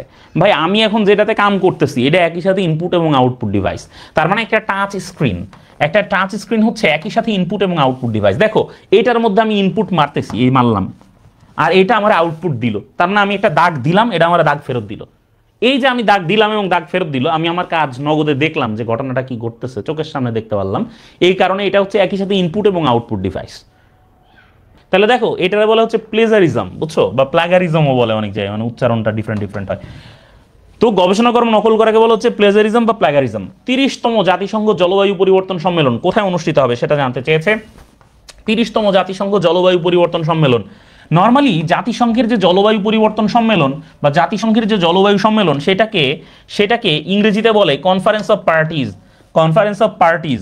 আর এটা আয়োজন করে হচ্ছে UNFCCC, United nation framework convention on climate change. আমি আবারও বলছি, United Nations framework convention on climate change. তার মানে জাতিসংঘের পরিবেশ বিষয়ক যে একটা ফ্রেমওয়ার্ক, পরিবেশ পরিবর্তন, জলবায়ু পরিবর্তন বিষয়ক, ঠিক আছে? আমি আবারও বলছি ইউনাইটেড নেশনস। এই যে দেখো, ইউএন হচ্ছে ইউনাইটেড, এন হচ্ছে নেশনস, এফ এ হচ্ছে ফ্রেমওয়ার্ক, সি তে হচ্ছে কনভেনশন অন ক্লাইমেট চেঞ্জ। এই তিনটাতে কনভেনশন, ক্লাইমেট চেঞ্জ, তার মানে হচ্ছে জলবায়ু পরিবর্তন বিষয়ক কনভেনশন। তাইলে আমাদের আর বুঝতে কিছু বাকি আছে ভাই? জলবায়ু পরিবর্তন বিষয়ক কনভেনশন বলার সাথে সাথে বিষয়টা ক্লিয়ার হয়ে যাওয়া উচিত। তার মানে হচ্ছে এইটা জলবায়ু পরিবর্তন বিষয়ক যে সম্মেলন সেটার কথাই তো কইছে না নাকি ভাইরা? তাইলে যখন বলছে তাইলে আমাদের বুঝতে হবে এই 30তম জলবায়ু পরিবর্তন সম্মেলন মানেই হচ্ছে COP30। ওকে, COP30, 30তম জলবায়ু পরিবর্তন সম্মেলন মানে COP30। 29তম মানে হচ্ছে COP29, যেটা ছিল বাকুতে। COP29 কইছিল বাকুতে হইছিল, 29তমটা কইছিল বাকুতে হইছে। বাকু আজারবাইজানের রাজধানী বাকু। আর বেলেমের মানে ব্রাজিলের বেলেমে হবে হচ্ছে 30তমটা। ওকে ভাইয়ারা, তাহলে 30তমটা কোথায় হবে? বেলেমে হবে। কবে হবে? 26 সালে হবে, নভেম্বর মাসে হবে। আজারবাইজান বাকুতে যেটা হইছে, কবে হইছে? 25-এ হইছে 29তম সম্মেলনটা। 29তম জলবায়ু সম্মেলনকে বলা হচ্ছে COP29। 29তম জলবায়ু সম্মেলনকে বলা হচ্ছে COP29। 29তম জলবায়ু সম্মেলন মানেই COP29, 30তম জলবায়ু সম্মেলন মানেই COP30। আমরা কি বুঝতে পারছি ভাইয়ারা? আশা করছি বুঝতে পারছি। ওকে, ঠিক আছে। এইবার আমরা দেখি আইসিজের বর্তমান প্রধানকে। আইসিজে হচ্ছে ইন্টারন্যাশনাল কোর্ট অফ জাস্টিস, আন্তর্জাতিক ন্যায় বিচার আদালত। আন্তর্জাতিক ন্যায় বিচার আদালত কথাটা আসলে খুবই মারাত্মক কথা। আমি জানি না যে আন্তর্জাতিক ন্যায় বিচার আদালতের যে বিচারকরা আছেন তারা এই নামটা ধারণ করেন কিনা বা এই নামটা ধারণ করে তারা বিচার করতে পারেন কিনা। কারণ এখানে বলেছে আন্তর্জাতিক ন্যায় বিচার আদালত। কি আন্তর্জাতিক ন্যায় বিচার আদালত? ভাই ন্যায় বিচার কথাটা খুবই গুরুত্বপূর্ণ কথা, খুবই শক্তিশালী কথা, খুবই ভারী কথা, ওজনদার কথা। সবাই ন্যায় বিচার করতে পারেন না। ন্যায় বিচার করাটা খুব টাফ ওয়ার্ক ভাই।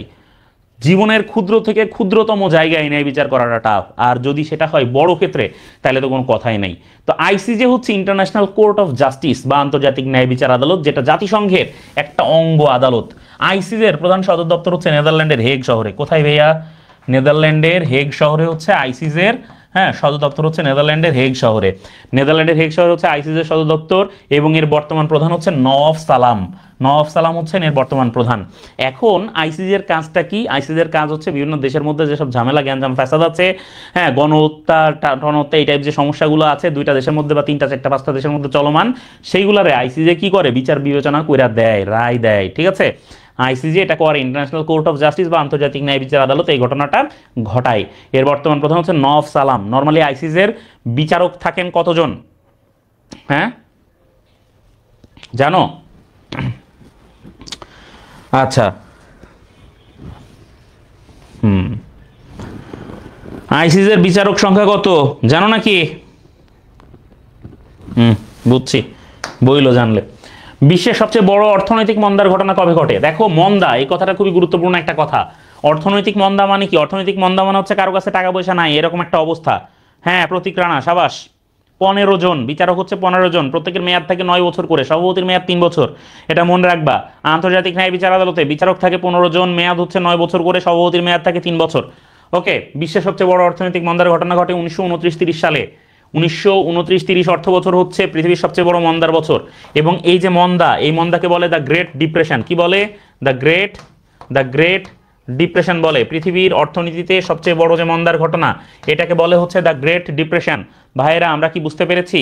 পৃথিবীর অর্থনীতিতে সবচেয়ে বড় যে মন্দার ঘটনা, মন্দা মানে হচ্ছে কারো কাছে টাকা নাই, বাজে একটা সিচুয়েশন। আর এই মন্দার বিপরীতে ফ্রাঙ্কলিন ডি রুজভেল্ট একটা ব্যবস্থা গ্রহণ করেছিলেন। ফ্রাঙ্কলিন ডি রুজভেল্টকে আমরা চিনি। ফ্রাঙ্কলিন ডি রুজভেল্টকে আমরা চিনি ভাইয়া। ফ্রাঙ্কলিন ডি রুজভেল্ট হচ্ছেন মার্কিন যুক্তরাষ্ট্রের এমন একজন রাষ্ট্রপতি ছিলেন, এমন একজন প্রেসিডেন্ট ছিলেন, যিনি পরপর 4 মেয়াদে নির্বাচিত মার্কিন প্রেসিডেন্ট ছিলেন। তাইলে এখন পর্যন্ত 4 বার মার্কিন যুক্তরাষ্ট্রের প্রেসিডেন্ট আর কেউ হন নাই, এবং আর কেউ হইতে পারবেনও না। কেন হইতে পারবেন না? কারণ বর্তমান মার্কিন যুক্তরাষ্ট্রের 2 বারের বেশি কেউই প্রেসিডেন্ট থাকতে পারিবেন না।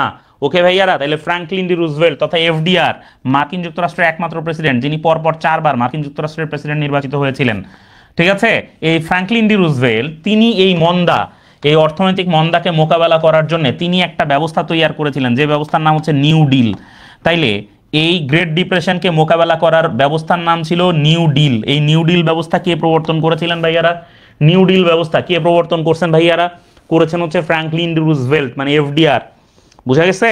নিউ ডিল ব্যবস্থা। ওকে, পরের প্রশ্নে আমরা চলে যাই।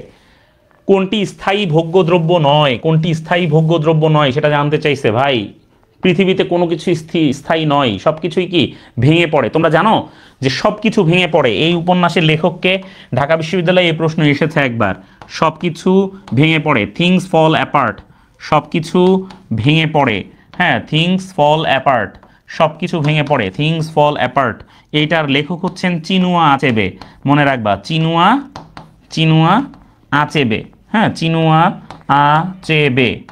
চিনুয়া আচেবে হচ্ছেন সেই ভদ্রলোক যিনি সবকিছু ভেঙে পড়ে এই বিখ্যাত বা থিংস ফল অ্যাপার্ট এই যে বিখ্যাত উপন্যাস, সেই উপন্যাসের লেখক হচ্ছেন চিনুয়া আচেবে। তার বাড়ি হচ্ছে নরওয়ে।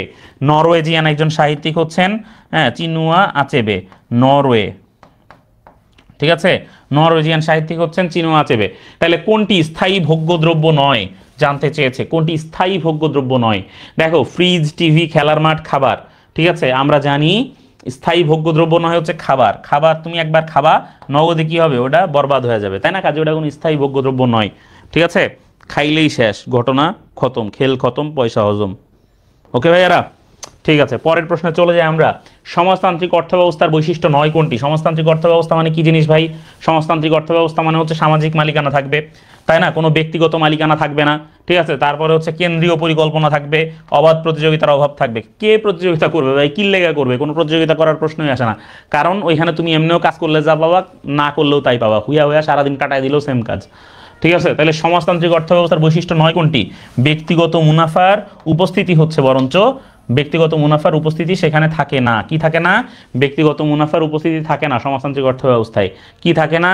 ব্যক্তিগত মুনাফার উপস্থিতি থাকে না সমাজতান্ত্রিক অর্থব্যবস্থায়। কি থাকে না? ব্যক্তিগত মুনাফার উপস্থিতি থাকে না। ওকে, বাংলাদেশে মার্কিন যুক্তরাষ্ট্র থেকে খাদ্য সাহায্য লাভ করে কোন রেজুলেশন অনুযায়ী?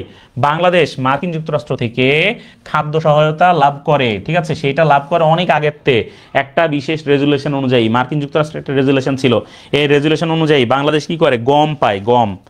কৌসে কোনটা সেই রেজুলেশন যেটার মাধ্যমে বাংলাদেশ গম পায় মার্কিন যুক্তরাষ্ট্র থেকে? গম, গম। সেই রেজুলেশন নাম হচ্ছে PL 480। কয়া দিলাম তাড়াতাড়ি করে, ঠিক আছে। PL 480 হচ্ছে সেই বিশেষ রেজুলেশন, যে রেজুলেশনের মাধ্যমে মার্কিন যুক্তরাষ্ট্র থেকে বাংলাদেশ কি পায়? গম পায়, গম, গম, গম অনুদান পায়। আর এই অনুদানের গম আমাদের চেয়ারম্যান সাহেবরা চুরি করে, ঠিক আছে। তোমরা হুমায়ুন আহমেদের একটা নাটক দেখছো, যেখানে ওই যে মানে ওই যে ইয়ে লেখে, আরে এই ভদ্রলোকের নাম কি যেন, এই যে তিনি লেখেন যে এই যে কি জানি, চেয়ারম্যান সাহেব, হ্যাঁ, চেয়ারম্যান সাহেব রিলিফের গম চুরি করেছেন, হ্যাঁ, এরকম লেখে যে রিলিফের গম চুরি করেছেন, হ্যাঁ, চুরি করেছেন। পরে এবার চেয়ারম্যান যখন দেখে এটা, হ্যাঁ, চেয়ারম্যান থাকে হচ্ছে চ্যালেঞ্জার, সে বলে যে চুরি বানান ভুল, ঠিক আছে, লেখাপড়া কিছুই শিখলো না। পরে এবার ওই ইয়েকে সামনে দেখে, আরে ভদ্রলোকের নামটা আমি ভুলে গেলাম, কি যেন নামটা, তাকে ডেকে বলে এটা কে লিখছে, তুই লিখছিস? তখন ও বলে যে গাঞ্জা খায় কুল পায় না, হ্যাঁ, লেখাপড়া করুন কেমনে, ঠিক আছে। এই যে ডায়ালগটা তো খুব একটা মানে খুবই ইয়ে ডায়লগ ছিল, তোমরা দেখেছো হয়তো নাটকটা, বা ক্লিপটা মিনিমাম দেখার কথা, ঠিক আছে, যে গাঞ্জা খায় কুল পায় না আবার লেখাপড়া। যাই হোক, অর্থ সরবরাহ বেড়ে গেলে কোনটা হয়? ইকোনমিক্স থেকে আসা প্রশ্নগুলো আমরা একটু সমাধান করছি, যে অর্থ সরবরাহ বেড়ে গেলে কোনটা হয়? অর্থ সরবরাহ বেড়ে গেলে কি অভাব দূর হয়, জীবনযাত্রার মান উন্নত হয়, খাবার দাবারের মান ভালো হয়? না ভাই, এগুলো আসলে হয় না। তখনকার জন্য মনে হইতে পারে যে এগুলা ঘটে, কিন্তু আসলে কি হয়? মূল্যস্ফীতি হয়, জিনিসপাতির দাম বেড়ে যায়। কারণ যখন লিকুইডিটি বাড়ে বা তারল্য বাড়ে, হ্যাঁ, টাকা পয়সার যদি অর্থ সরবরাহ বাড়ে তাহলে তারল্য বাড়ে, আর তারল্য বাড়লে মূল্যস্ফীতি হয়, ঠিক আছে। তোমার পকেটে টাকা থাকলে, পকেট গরম থাকলে তুমি ধুমধাম জিনিসপাতি কেনো, ঠিক আছে, তাইলে তখন কি হয়? তখন হচ্ছে এই মূল্যস্ফীতি হয়, ঠিক আছে, কি হয়? মূল্যস্ফীতি হয়। ওকে ভাইয়ারা, ঠিক আছে। এর পরের প্রশ্ন দেখি, পরিপূরক দ্রব্যের উদাহরণ কোনটা?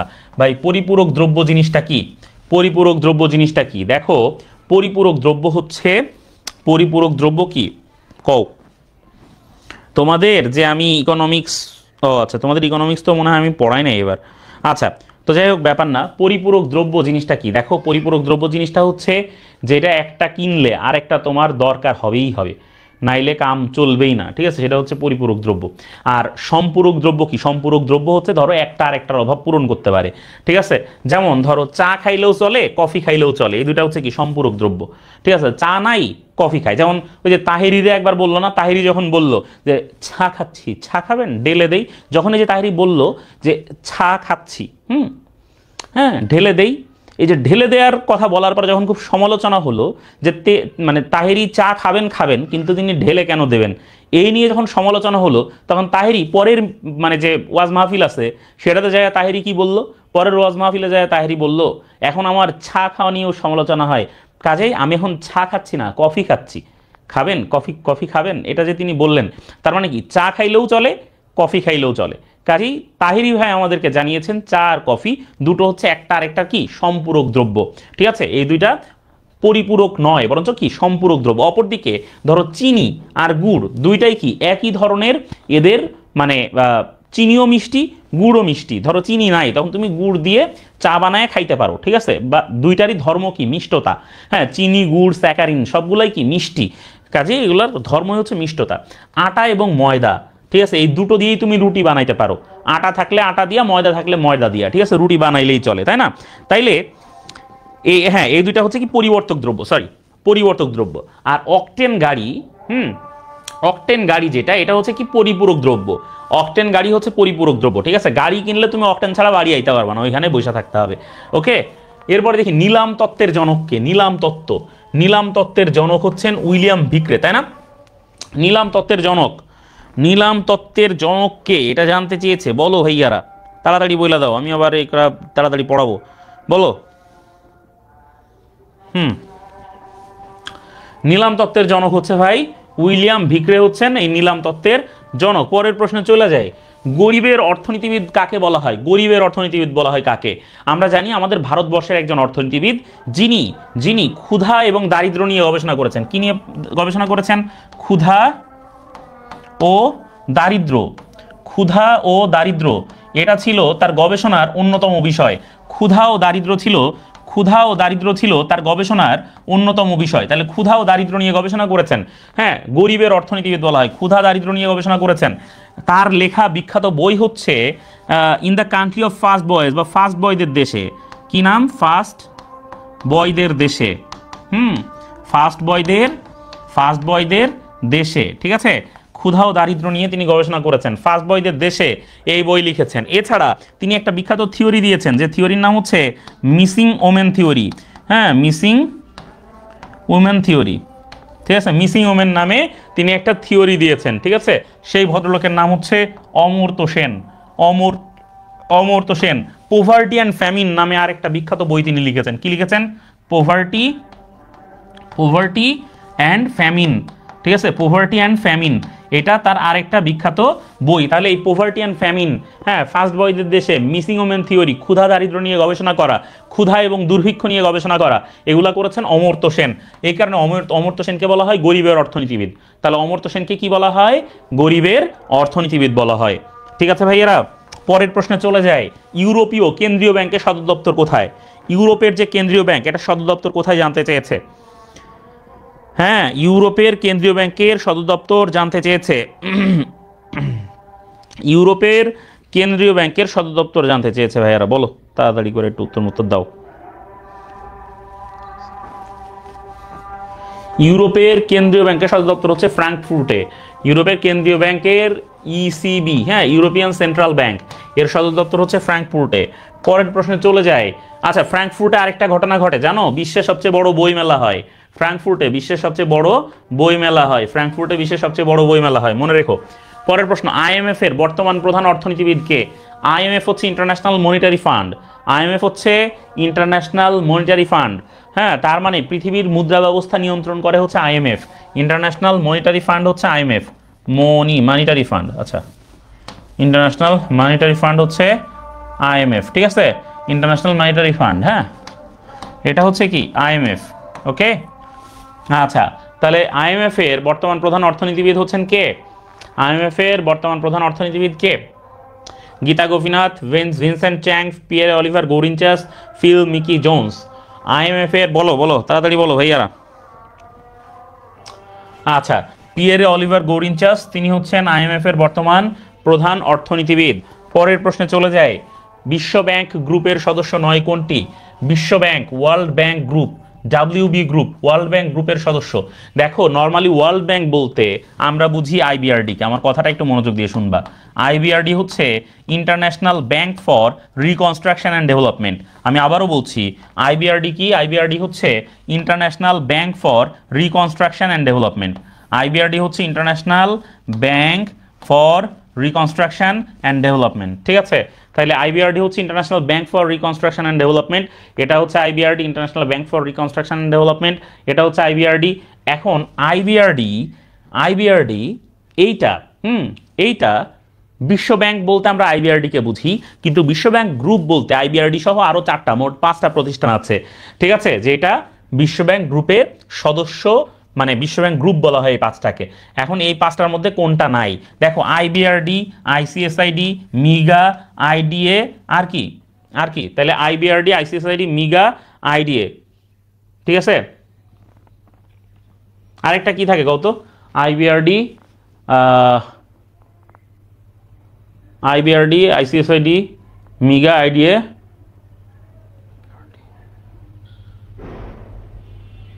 আচ্ছা। আইএমএফ তো সদস্য নয়, এটা আগেই বলে রাখি, আইএমএফ সদস্য নয়। এখন এই আরেকটা কি যেন বলো না ভাই, কেউ একটু আমার একটু এনলাইটেন করো। আমি তো ভাই মানে বুঝতে পারতেছি না কোনটা বাদ যাচ্ছে। যে 5টা আছে বলো। আইএফসি, সাবাস, এই যে আইএফসিটা কোনোভাবে আমি হিসাবে আনতে পারতেছি না। ইন্টারন্যাশনাল ফিনান্স কর্পোরেশন, যেটা আইএফসি, ঠিক আছে। আইএফসি হচ্ছে বিশ্বব্যাংক গ্রুপের সদস্য। এই মোট 5টা হচ্ছে বিশ্বব্যাংক গ্রুপের সদস্য, আইএমএফ নয়। পরের প্রশ্নে চলে যাই। অর্থনীতিতে তুলনামূলক সুবিধা তত্ত্বের জনককে? তুলনামূলক সুবিধা তত্ত্ব, এটা ব্যাখ্যা করতে গেলে আসলে অনেক সময় লাগবে ভাই। ঠিক আছে, তুলনামূলক সুবিধা তত্ত্ব তোমরা মনে রাখো, অর্থনীতিতে তুলনামূলক সুবিধা তত্ত্বের জনক কে?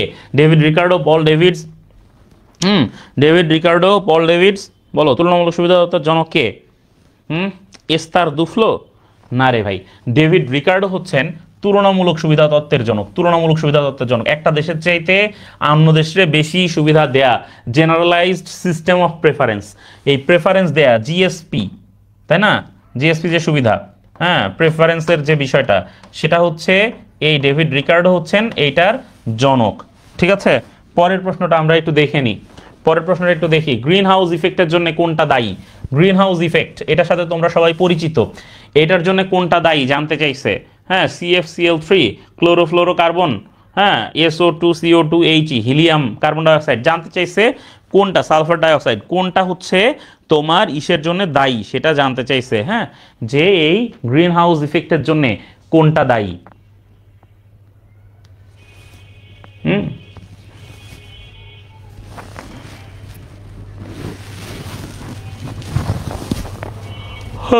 নর্মালি কার্বন ডাইঅক্সাইডের অতিরিক্ত নিঃসরণ এই গ্রিন হাউস ইফেক্টের জন্য দায়ী। ঠিক আছে, কার্বন ডাইঅক্সাইডের অতিরিক্ত নিঃসরণ কিন্তু এই গ্রিন হাউস ইফেক্টের জন্য দায়ী, বুঝছো? ইয়াসিন শেখ, বুঝতে পারছো কিনা বিষয়টা? ঠিক আছে, পরের প্রশ্নটা আমরা দেখে নিই। জাপান এবং রাশিয়ার মধ্যকার বিরোধপূর্ণ দ্বীপটির নাম কি? জাপান ও রাশিয়ার মধ্যে যে বিরোধপূর্ণ দ্বীপ, দেখো জাপান এবং রাশিয়ার মধ্যে বিরোধপূর্ণ দ্বীপ হচ্ছে, এর মধ্যে কুরিল দ্বীপ হচ্ছে, কুরিল বা কিউরিল দ্বীপ যেটা, ঠিক আছে, এটা হচ্ছে জাপান এবং রাশিয়ার মধ্যে বিরোধপূর্ণ দ্বীপ। তাহলে কুরিল দ্বীপ বা কিউরিল দ্বীপ যেটা, সেটা হচ্ছে জাপান ও রাশিয়ার মধ্যে বিরোধপূর্ণ দ্বীপ হচ্ছে কুরিল দ্বীপ বা কিউরিল দ্বীপ। ঠিক আছে, এটা হচ্ছে জাপান এবং রাশিয়ার মধ্যে বিরোধপূর্ণ দ্বীপ। এছাড়া শাখালিন দ্বীপ যেটা, শাখালিন দ্বীপও কিন্তু জাপান রাশিয়ার মধ্যে বিরোধপূর্ণ দ্বীপ। ঠিক আছে, শাখালিন দ্বীপ হচ্ছে রাশিয়ার বিরোধপূর্ণ দ্বীপগুলো খুবই গুরুত্বপূর্ণ। ঠিক আছে, তবে কুরিল দ্বীপ হচ্ছে এখানে অপশনে আছে। ব্রুনাই দারুসালাম কোন দ্বীপে অবস্থিত? ব্রুনাই একটা আলাদা দেশের নাম, এশিয়ার একমাত্র সুলতান শাসিত রাষ্ট্র হচ্ছে ব্রুনাই। এশিয়ার একমাত্র সুলতান শাসিত রাষ্ট্র হচ্ছে ব্রুনাই। ব্রুনাই দারুসালাম অবস্থিত বর্নিও দ্বীপে। বর্নিও দ্বীপ হচ্ছে এশিয়ার তৃতীয় বৃহত্তম দ্বীপ, মানে এশিয়ার বৃহত্তম এবং পৃথিবীর তৃতীয় বৃহত্তম দ্বীপ। তাহলে আমি আবারও বলি, এশিয়ার বৃহত্তম, বর্নিও দ্বীপ হচ্ছে এশিয়ার বৃহত্তম। হ্যাঁ, আমরা যদি লিখি তাহলে এভাবে লিখতে পারি যে এশিয়ার বৃহত্তম এবং পৃথিবীতে বিশ্বের তৃতীয় বৃহত্তম দ্বীপ হচ্ছে এটা, বিশ্বের তৃতীয় বৃহত্তম দ্বীপ হচ্ছে বর্নিও দ্বীপ। ঠিক আছে, এবং এশিয়ার একমাত্র সুলতান শাসিত রাষ্ট্র। এই বর্নিও দ্বীপে তিনটা দেশের অংশ রয়েছে। কয়টা দেশের অংশ রয়েছে? তিনটা দেশের অংশ রয়েছে। একটা হচ্ছে ইন্দোনেশিয়া, একটা হচ্ছে মালয়েশিয়া, আর বর্নিও তো পুরো দেশটাই তো এইখানে, বর্নিও পুরো দেশটাই হচ্ছে এই তোমার, ব্রুনাই পুরো দেশটাই হচ্ছে এই বর্নিও দ্বীপে। ব্রুনাই পুরো দেশটাই হচ্ছে এই বর্নিও দ্বীপে। ঠিক আছে, তাহলে ইন্দোনেশিয়া, মালয়েশিয়া এবং ব্রুনাই তিনটা দেশের অংশ রয়েছে এই বর্নিও দ্বীপে। ওকে ভাইয়েরা, পরের প্রশ্ন দেখি। আসিরীয় সভ্যতার দেশ কোনটি? এটা দেশে কোনটি হয়ে গেছে, আসিরীয় সভ্যতার দেশ কোনটি, এবার তো দোষ কোনটি হয়ে গেল, কি একটা ঝামেলা রে ভাই। আচ্ছা, এখানে লিখে দিই, দেশ কোনটি, আসিরীয় সভ্যতার দেশ কোনটি? তুরস্ক, মিশর, ব্রাজিল, ইরাক। ব্রাজিল তো জীবনেও না, কারণ আসিরীয় সভ্যতা ওই দক্ষিণ আমেরিকা তথা ল্যাটিন আমেরিকায় কিনতে যাবে ভাই, কোনো উপায় নাই। ঠিক আছে, তাইলে তুরস্ক, মিশর, ইরাক কোনটা? এখন তুরস্কও তো আমার কাছে মনে হচ্ছে না, তাই না? মিশরও তো মিশরীয় সভ্যতা ছিল, তাহলে আসিরীয় সভ্যতাটা কোন জায়গায় তৈরি হয়েছিল কত? তাড়াতাড়ি করে উত্তর দিবা ভাই, কোন জায়গায় আসিরীয় সভ্যতা তৈরি হয়েছিল? কোন জায়গায় আসিরীয় সভ্যতা হচ্ছে তোমার ওই যে পর্যায়ক্রমিক যে চারটা সভ্যতা আছে, মেসোপটেমীয়, এই মেসোপটেমীয় সভ্যতার একটা, মেসোপটেমীয় সভ্যতা মানেই হচ্ছে ইরাক। তাহলে ইরাকে তৈরি হয়েছিল কি? আসিরীয় সভ্যতা। ওকে, পরের প্রশ্নে চলে যাই। সুশাসন শব্দটি সর্বপ্রথম কোন সংস্থা সুস্পষ্টভাবে ব্যাখ্যা করে? সুশাসনের ইংরেজি প্রতিশব্দ হচ্ছে গুড গভর্নেন্স, আর এই গুড গভর্নেন্সকে বলা হয় বিশ্ব ব্যাংকের প্রেসক্রিপশন। কি বলা হয়? গুড গভর্নেন্সকে কি বলা হয়? গুড গভর্নেন্সকে বলা হয় বিশ্ব ব্যাংকের প্রেসক্রিপশন। কি বলা হয়? প্রেসক্রিপশন বলা হয় ভাই, প্রেসক্রিপশন। প্রেসক্রিপশন কারে দেয়? রোগীরে দেয়, রোগীরে। কি লেগে দেয়? যেন রোগ ভালো হয়, এই জন্যে। এখন পুরো পৃথিবী দ্বিতীয় বিশ্বযুদ্ধের পরে কিসে? দারিদ্র্য নামে একটা রোগে, প্রথম বিশ্বযুদ্ধের পর থেকেই দারিদ্র নামক একটা রোগে আক্রান্ত ছিল। আর এই দারিদ্রটা মূলত একটা, মানে এটা সাইন সিমটম অনেকগুলো থাকতে পারে, এর কারণ বা ফলাফলও, মানে কারণগুলোও অনেক। তার মধ্যে একটা গুরুত্বপূর্ণ ফ্যাক্টর হচ্ছে কি, গুরুত্বপূর্ণ একটা ফ্যাক্টর হচ্ছে তোমার দুর্নীতি, হ্যাঁ, তারপরে এই যে তোমার সামাজিক সুবিচার বা ন্যায় বিচার এই বিষয়গুলো না থাকা। তো বিশ্বব্যাংক বললো কি যে এইগুলা থেকে মানে এই দুর্নীতি মুর্নীতি এইগুলাতে যদি আমরা ইয়েরে বাঁচাইতে চাই, মানে তোমার হচ্ছে এই দেশগুলোরে বাঁচাইতে চাই, তাহলে একটা প্রেসক্রিপশন সেখানে দরকার হবে। সেই প্রেসক্রিপশনে তারা লিখা দিল কি, সেই প্রেসক্রিপশনে তারা লিখা দিল গুড গভর্নেন্সের কথা।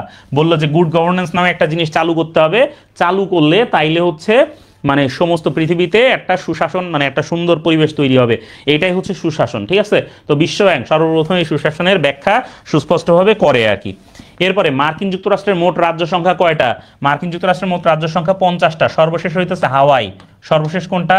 হাওয়াই। এই জন্য মার্কিন যুক্তরাষ্ট্রের যে পতাকা আছে, তোমরা মার্কিন যুক্তরাষ্ট্রের পতাকা দেখছো, এইখানে দেখবা স্টার আছে কয়টা? স্টার আছে 50টা। স্টার আছে কয়টা? 50টা। আর স্ট্রাইপ দেখবা, স্ট্রাইপ আছে কয়টা? স্ট্রাইপ আছে দেখবা 13টা। কয়টা স্ট্রাইপ? 13টা স্ট্রাইপ। তাহলে মার্কিন যুক্তরাষ্ট্রের পতাকায় স্ট্রাইপ আছে কয়টা? 13টা। আর আছে স্টার আছে 50টা। এই 13টা স্ট্রাইপ দিয়া মার্কিন যুক্তরাষ্ট্র যখন আরম্ভ হয়েছিল মানে শুরু হয়েছিল তখন 13টা রাজ্য নিয়ে, ঠিক আছে, 13টা রাজ্য নিয়ে শুরু হয়েছিল, হ্যাঁ, ফেডারেল 13টা স্টেট নিয়ে শুরু হয়েছিল। আর 50টা রাজ্যে যায় খতম হয়েছে। হাওয়াই হচ্ছে লাস্ট রাজ্য মার্কিন যুক্তরাষ্ট্রের, সর্বশেষ অঙ্গরাজ্য। তাহলে 50টা রাজ্য এবং একটা ফেডারেল ডিস্ট্রিক্ট, যেটা বলা ডিস্ট্রিক্ট অফ কলম্বিয়া। আমার কথা মনোযোগ দিয়ে শুনবা, মার্কিন যুক্তরাষ্ট্রের পতাকায় যে 50টা স্টার, সেটা দিয়ে মার্কিন যুক্তরাষ্ট্রের 50টা রাজ্যের কথা বোঝায়। আর যে 13টা যে স্ট্রাইপ ছিল, তোমরা দেখেছো মার্কিন যুক্তরাষ্ট্রের পতাকায় এরকম স্ট্রাইপ আছে, ডোরা কাটা দাগ, এই যে স্ট্রাইপ, এই স্ট্রাইপ হচ্ছে 13টা। এই স্ট্রাইপ দিয়ে যখন মার্কিন যুক্তরাষ্ট্র শুরু হয়েছিল তখন 13টা ফেডারেল স্টেট নিয়ে শুরু হয়েছিল আর কি। এই জন্যে এটারে বলে কি, এটারে বলে হইতাছে গিয়া এই 13টা স্ট্রাইপ, ঠিক আছে, শুরুর 13টা রাজ্য। আর বর্তমানে আছে 50টা, এর লাগে 50টা স্টার। ওকে ভাইয়া, 50তম অঙ্গরাজ্য হচ্ছে হাওয়াই। হাওয়াইয়ের রাজধানীর নাম হচ্ছে হনলুলু, ঠিক আছে। এই হাওয়াই হচ্ছে তোমার ওই যে পার্ল হারবার আছে, পার্ল হারবার, যেখানে হামলা কইরা তোমার ওই ইয়ে ফাঁসছিল, জাপান ফাঁসছিল, বুঝছো, ভালোবেসে ফেসে গিয়েছিল, হ্যাঁ, দ্বিতীয় বিশ্বযুদ্ধের সময় পার্ল হারবার, যে কারণে মার্কিন যুক্তরাষ্ট্র দ্বিতীয় বিশ্বযুদ্ধে অংশগ্রহণ করে। বুঝতে পেরেছো ভাইয়ারা?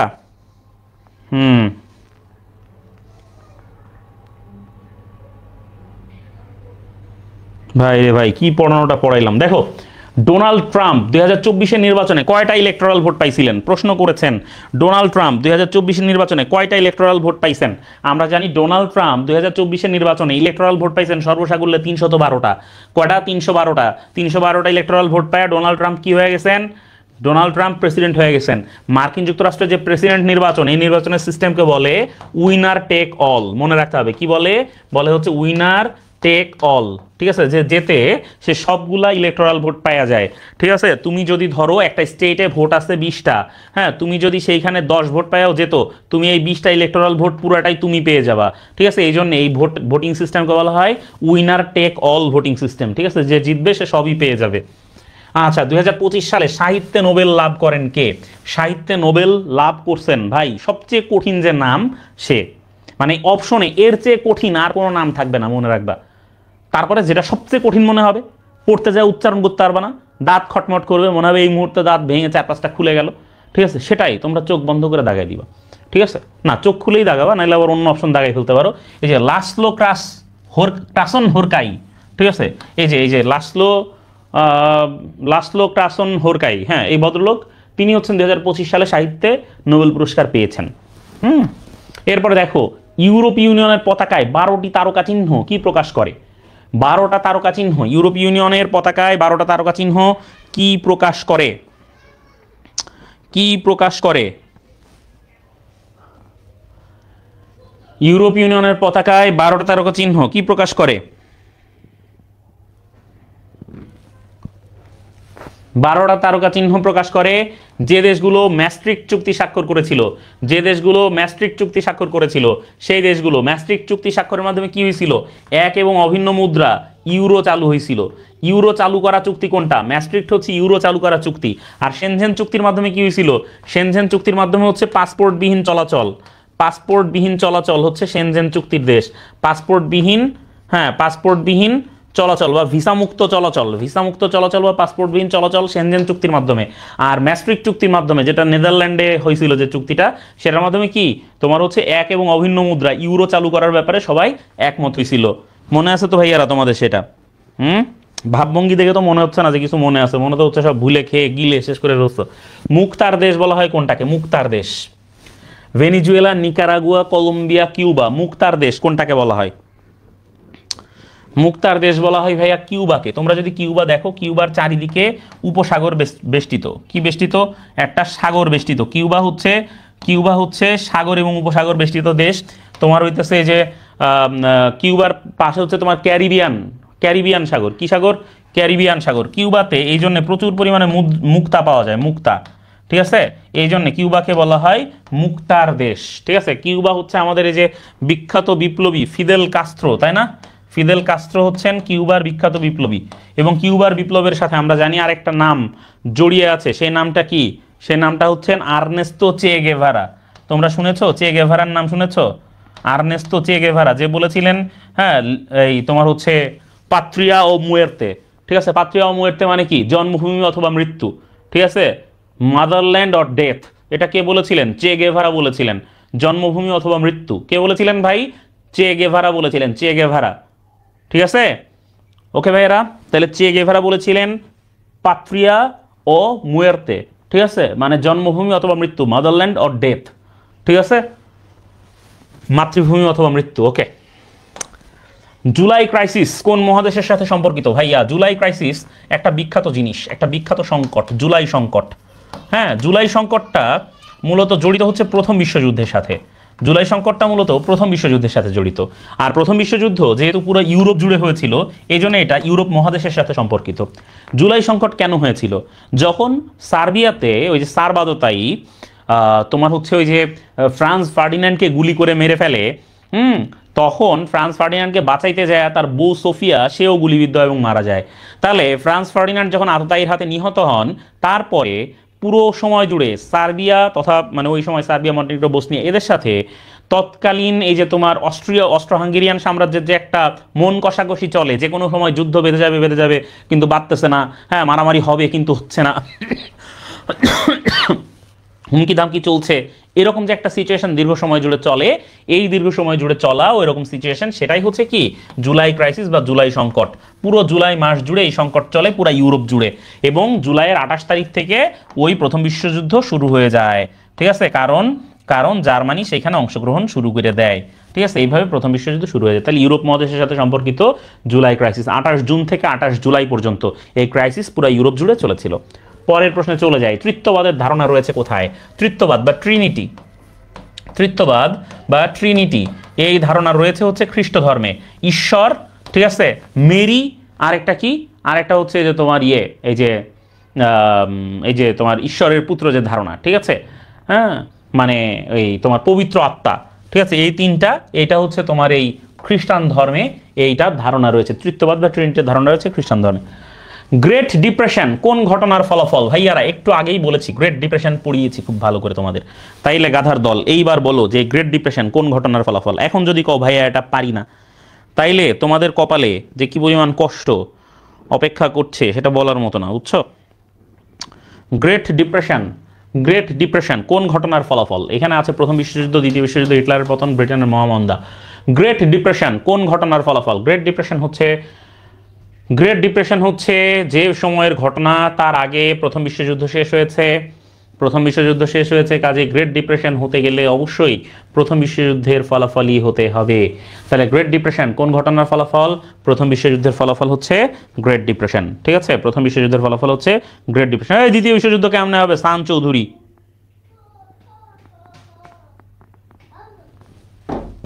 এরপরে দেখো, গঠনের সময় জাতিপুঞ্জের সদস্য দেশ ছিল কয়টি? দেখো তাহলে গঠনের সময় জাতিপুঞ্জের সদস্য দেশ কয়টি ছিল লক্ষ্য করো। এখানে আছে 42, 22, 23, 47। বলতে হবে গঠনের সময় জাতিপুঞ্জের সদস্য দেশ কয়টি ছিল। হ্যাঁ, জাতিপুঞ্জ হচ্ছে লিগ অব নেশনস। প্রথম বিশ্বযুদ্ধের ফলশ্রুতিতে শান্তি প্রতিষ্ঠার জন্য যে সংস্থাটা প্রতিষ্ঠা করা হয় সেটাই তো জাতিপুঞ্জ, তাই না?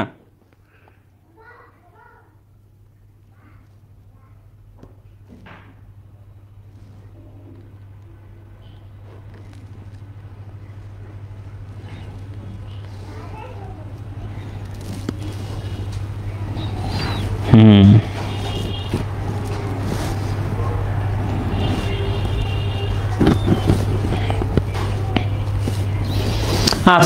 তাহলে গঠনের সময় জাতিপুঞ্জের সদস্য দেশ ছিল 42টা। গঠনের সময় জাতিপুঞ্জের সদস্য দেশ ছিল 42টা, শেষ পর্যন্ত 60টার মতো দেশ এর সদস্য হয়েছিল। ঠিক আছে, তাহলে লিগ অফ নেশনস কিন্তু দ্বিতীয় বিশ্বযুদ্ধ শুরু হওয়ার সাথে সাথে ব্যর্থ হয়ে যায়। ঠিক আছে, জাতিপুঞ্জ ব্যর্থ হয়ে যায়। জাতিসংঘ সনদের রচয়িতা হচ্ছেন আর্কিবেল্ট ম্যাকলিস। আর্কিবেল্ট ম্যাকলিস হচ্ছেন জাতিসংঘ সনদের রচয়িতা। তাহলে জাতিসংঘ সনদ যেটার অনুচ্ছেদ হচ্ছে 111টা, সেই 111টা অনুচ্ছেদের রচয়িতা হচ্ছেন আর্কিবেল্ট ম্যাকলিস। ঠিক আছে, পরের প্রশ্নে চলে যাই। পরের প্রশ্নটা দেখে নিই। জাতিসংঘ সনদের অনুচ্ছেদ সংখ্যা হচ্ছে 111টা, এই যেটা বলেছিলাম সেটাই পরের প্রশ্ন। জাতিসংঘ সনদের অনুচ্ছেদ সংখ্যা হচ্ছে 111টা। এর পরের প্রশ্ন, জাতিসংঘের কোন মহাসচিব পদত্যাগ করেছিলেন? জাতিসংঘের কোন মহাসচিব পদত্যাগ করেছিলেন? জাতিসংঘের কোন মহাসচিব জাতিসংঘের কোন মহাসচিব পদত্যাগ করেছিলেন? আমরা জানি জাতিসংঘের ট্রিক ভ্যালি তিনি পদত্যাগ করেছিলেন। ঠিক আছে, ট্রিক ভ্যালি পদত্যাগ করেছিলেন, কারণ তিনি ওই সময় সমস্ত পৃথিবীর যে মানুষজন, মানে দেশগুলোর মধ্যে যে বিভক্তি, সেই বিভক্তিকে তিনি ধামাচাপা দিতে পারেন নাই কোনোভাবে, এই জন্য পদত্যাগ করছিলেন। ইলন মাস্কের XAI এর তৈরি উইকিপিডিয়ার প্রতিদ্বন্দ্বী ডিজিটাল বিশ্বকোষের নাম কি? ইলন মাস্ক কি করতে চান? ইলন মাস্ক তিনি আর্টিফিশিয়াল ইন্টেলিজেন্সের মাধ্যমে একটা ডিজিটাল বিশ্বকোষ তৈরি করার চেষ্টা করেছেন, যেটার নাম হচ্ছে গ্রোকিপিডিয়া। ঠিক আছে, উইকিপিডিয়ার মানে মতোই একটা বিশ্বকোষ, কিন্তু সেটা হচ্ছে সম্পূর্ণ কৃত্রিম বুদ্ধিমত্তার উপর ডিপেন্ড করে চলবে আর কি। ঠিক আছে, তারপরে দেখি, খালিস্তান নামক রাষ্ট্র গঠনের দাবিতে আন্দোলন করছে কোন দল? এই খালিস্তান নামক রাষ্ট্র গঠনের দাবিতে নরমালি শিখরা আন্দোলন করছে। কারা? শিখরা।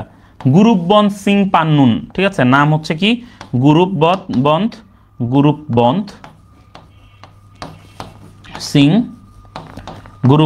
সিং পান্নুন, তিনি হচ্ছেন এই দলের প্রতিষ্ঠাতা।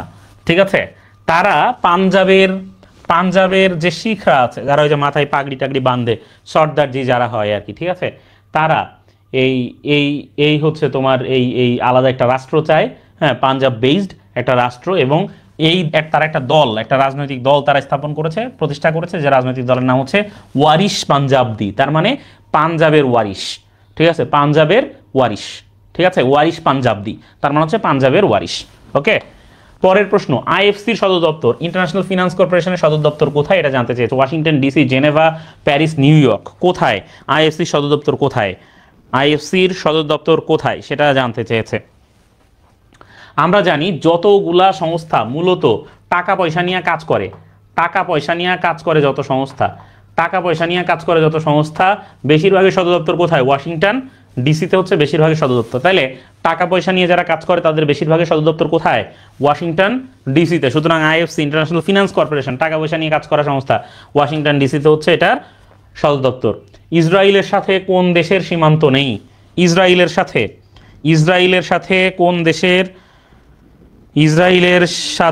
কোন দেশের সীমান্ত নেই সেটা জানতে চেয়েছে। ইসরায়েলের সাথে কোন দেশের সীমান্ত নেই জানতে চেয়েছে। লেবানন, ইরাক, জর্ডান, মিশর।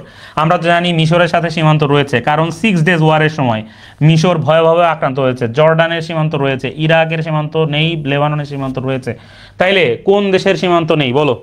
আমরা জানি যে ইরাকের সীমান্ত নেই। ঠিক আছে, ইসরায়েলের সাথে সরাসরি ইরাকের সীমান্ত নেই, আর লেবাননের আছে, জর্ডানের আছে, মিশরের আছে, এবং এরা প্রত্যেকে ইসরায়েলের সাথে বিভিন্ন সময় যুদ্ধ করেছে এবং ধরা খেয়েছে। কোনটি ওয়ার্ল্ড ব্যাংক গ্রুপের প্রতিষ্ঠান নয়? ওয়ার্ল্ড ব্যাংক গ্রুপের প্রতিষ্ঠান নয়। এখানে যে IMF হচ্ছে ওয়ার্ল্ড ব্যাংক গ্রুপের প্রতিষ্ঠান নয়। পরের প্রশ্নটা দেখি, WHO এর নিয়ন্ত্রক সংস্থা কোনটি? WHO এটা হচ্ছে ওয়ার্ল্ড হেলথ অর্গানাইজেশন, এর নিয়ন্ত্রক সংস্থা কোনটি?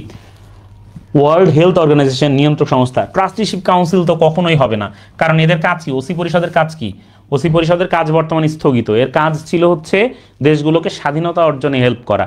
তো নিঃসন্দেহে WHO এই স্বাধীন করার জন্য কাজ করবে না। তাইলে IFC, ইন্টারন্যাশনাল ফিনান্স কর্পোরেশন, এটা হইতে পারে, নাও হতে পারে। ইকোসক এটা হচ্ছে ইকোনমিক অ্যান্ড সোশ্যাল কাউন্সিল। তার মানে হচ্ছে তোমার এই মানে ইকোনমিক অ্যান্ড সোশ্যাল, তার মানে অর্থনৈতিক এবং সামাজিক পরিষদ আর কি।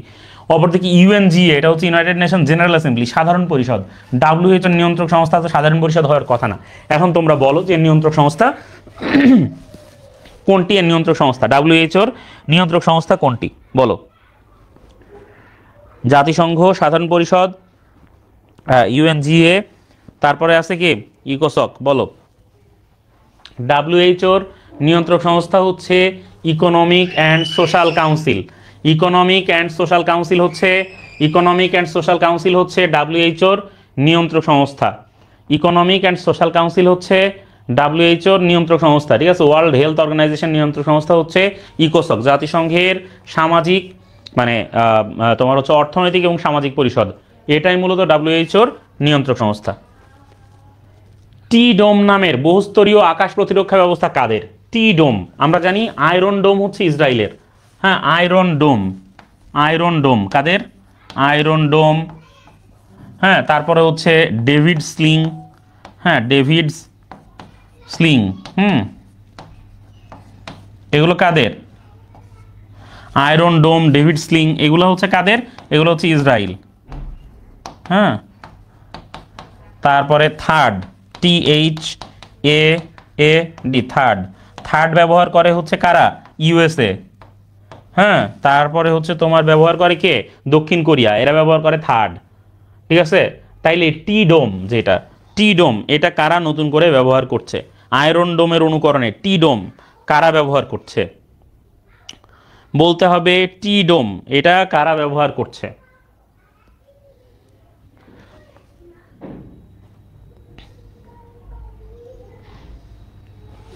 দেখি তোমরা কেমন উত্তর দিতে পারলে। হ্যাঁ, তাইওয়ান। গোল্ডেন ডোম হচ্ছে তুরস্কের। হ্যাঁ, তাইওয়ান হচ্ছে টি ডোম, আর তুরস্কের হচ্ছে কি? Golden dome. তুরস্কের কি? গোল্ডেন ডোম, এটা হচ্ছে তুরস্কের। হ্যাঁ, তুরস্ক কিন্তু ইদানিং ড্রোন বানানোতে বিশাল দেখাচ্ছে। বাইরাক্তার, তুরস্কের যে বাইরাক্তার, এরদোয়ানের জামাই যে বাইরাক্তার হচ্ছেন একজন বিখ্যাত ড্রোন বিজ্ঞানী আর কি। হ্যাঁ, মনুষ্যবিহীন আনম্যান্ড ভেহিকেলের মানে একদম কি বলবো, মানে বিখ্যাত বিজ্ঞানী। পরের প্রশ্ন দেখি, প্রথম কার্বন কর কারা চালু করে? প্রথম কার্বন কর বা কার্বন ট্যাক্স, কারা চালু করে? প্রথম কার্বন কর বা কার্বন ট্যাক্স কারা চালু করে? প্রথম কার্বন কর বা কার্বন ট্যাক্স কারা চালু করে?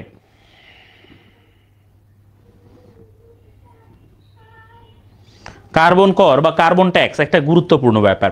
বর্তমান পৃথিবীতে জলবায়ু, পরিবেশ, এগুলা কিন্তু সবচেয়ে বেশি তোমার হচ্ছে সবচেয়ে বেশি আলোচিত বিষয়। বর্তমান পৃথিবীর সবচেয়ে বেশি আলোচিত বিষয় হচ্ছে পরিবেশ, জলবায়ু, হ্যাঁ, বাতাস। কারণ দেখো, আমরা যদি আমাদের এই পরিবেশ সুন্দর না হয়, আমরা এমনিই মরে যাব। আমাদের কোনো রোগ শোক হইতে হবে না, এমনি দেখবা যে মরে যাচ্ছ নিঃশ্বাস নিতে নিতেই, ঠিক আছে। তো যাই হোক, এই কার্বন ট্যাক্স হচ্ছে দেশগুলোর উপরে অতিরিক্ত কার্বন ব্যবহার যদি কেউ করতে চায় তাহলে তাকে একটা ট্যাক্স দিতে হবে। হ্যাঁ, বিভিন্ন দেশ এরকম সিস্টেম চালু করেছে। বর্তমানে প্রায় 23টা দেশ এই কার্বন ট্যাক্স চালু করেছে। বাট প্রথম চালু করছিল কোন দেশ, এটা জানতে চেয়েছে যে কার্বন ট্যাক্স প্রথম চালু করে কোন দেশ। আমরা জানি কার্বন ট্যাক্স প্রথম চালু করেছিল হচ্ছে ফিনল্যান্ড। কার্বন ট্যাক্স প্রথম চালু করেছিল ফিনল্যান্ড। ওকে, পরের প্রশ্নটা দেখি, কোনটি পঞ্চশীলের অন্তর্ভুক্ত নয়? পঞ্চশীল হচ্ছে বৌদ্ধ ধর্মের সাথে সম্পর্কিত। কোন ধর্মের সাথে সম্পর্কিত? বৌদ্ধ ধর্মের সাথে সম্পর্কিত। শীল হচ্ছে একটা আলাদা আলাদা নীতি। শীল কি? শীল হচ্ছে একটা আলাদা আলাদা নীতি। পঞ্চশীল হচ্ছে 5টা নীতি, যে 5টা নীতি মেনে চললে মানুষ কি করতে পারে? নির্বাণ লাভ করতে পারে। নির্বাণ লাভ, এটা বৌদ্ধ ধর্মের সাথে সম্পর্কিত একটা ব্যাপার। নির্বাণ কি? নির্বাণ হচ্ছে বৌদ্ধ ধর্মের সাথে সম্পর্কিত একটা ব্যাপার। গৌতম বুদ্ধ আমাদেরকে নির্বাণ লাভের উপায় শিখিয়ে গেছেন, ঠিক আছে। তিনি গৌতম বুদ্ধ, তাকে কেন বুদ্ধ বলা হয়? কারণ তিনি বুদ্ধ গয়ায় বোধি বৃক্ষ নামে একটা বৃক্ষ আছে, বোধি বৃক্ষ। এই বোধি বৃক্ষের নিচে বসে তিনি ধ্যান করেছেন এবং অনেক ধ্যানের মাধ্যমে তিনি বোধি লাভ করেছেন, এবং এই বোধি লাভ করার কারণে তাকে বুদ্ধ বলা হয়, ঠিক আছে। তো এই গৌতম বুদ্ধ নির্বাণ লাভ করেছিলেন। নির্বাণ লাভের উপায় তিনি মানুষকে শিখিয়ে গেছেন। 5টা শীল সেটা থাকতে হবে, 5টা আচরণ। এর মধ্যে কোনটা অন্তর্ভুক্ত নয়? প্রাণী হত্যা, চুরি, ব্যভিচার, হিংসা। বলতে হবে যে কোনটি পঞ্চশীলের অন্তর্ভুক্ত নয়। কোনটি পঞ্চশীলের অন্তর্ভুক্ত নয়? হিংসা, হ্যাঁ, প্রাণী হত্যা পঞ্চশীলের অন্তর্ভুক্ত। হিংসা পঞ্চশীলের অন্তর্ভুক্ত নয়, ঠিক আছে। হিংসা করা যাবে টুকটাক, ঠিক আছে, এটা গৌতম বুদ্ধ বলছেন না, কিন্তু হিংসা পঞ্চশীলের অন্তর্ভুক্ত নয়। আচ্ছা দেখো, হাদিস সংকলনের জন্য ফরমান জারি করেছিলেন কে? হাদিস সংকলনের জন্য ফরমান জারি করেছিলেন কে? আল্লাহ রাসূল সাল্লাল্লাহু আলাইহি ওয়াসাল্লামের মৃত্যুর পর দেখা গেল যে আস্তে আস্তে হাদিস হারিয়ে যাচ্ছে বা বিকৃত হতে পারে, এরকম আশঙ্কা থেকে হাদিস সংকলনের জন্য ফরমান জারি করা হয়। এই কাজটা কে করেছিলেন? হাদিস সংকলনের জন্য ফরমান জারি করেছিলেন কে? ওমর ইবনে আব্দুল আজিজ, যাকে ইসলামের পঞ্চম খলিফা বলা হয়। কি বলা হয়? তাকে ইসলামের পঞ্চম খলিফা বলা হয়, দ্য ফিফথ খালিফ বলা হয়, ঠিক আছে, পঞ্চম খলিফা ইসলামের। হ্যাঁ, ওমর ইবনে আব্দুল আজিজ, তিনি হচ্ছে হাদিস সংকলনের জন্য ফরমান জারি করেছিলেন, ঠিক আছে, হাদিস সংকলনের জন্য ফরমান জারি করেছিলেন। ওকে,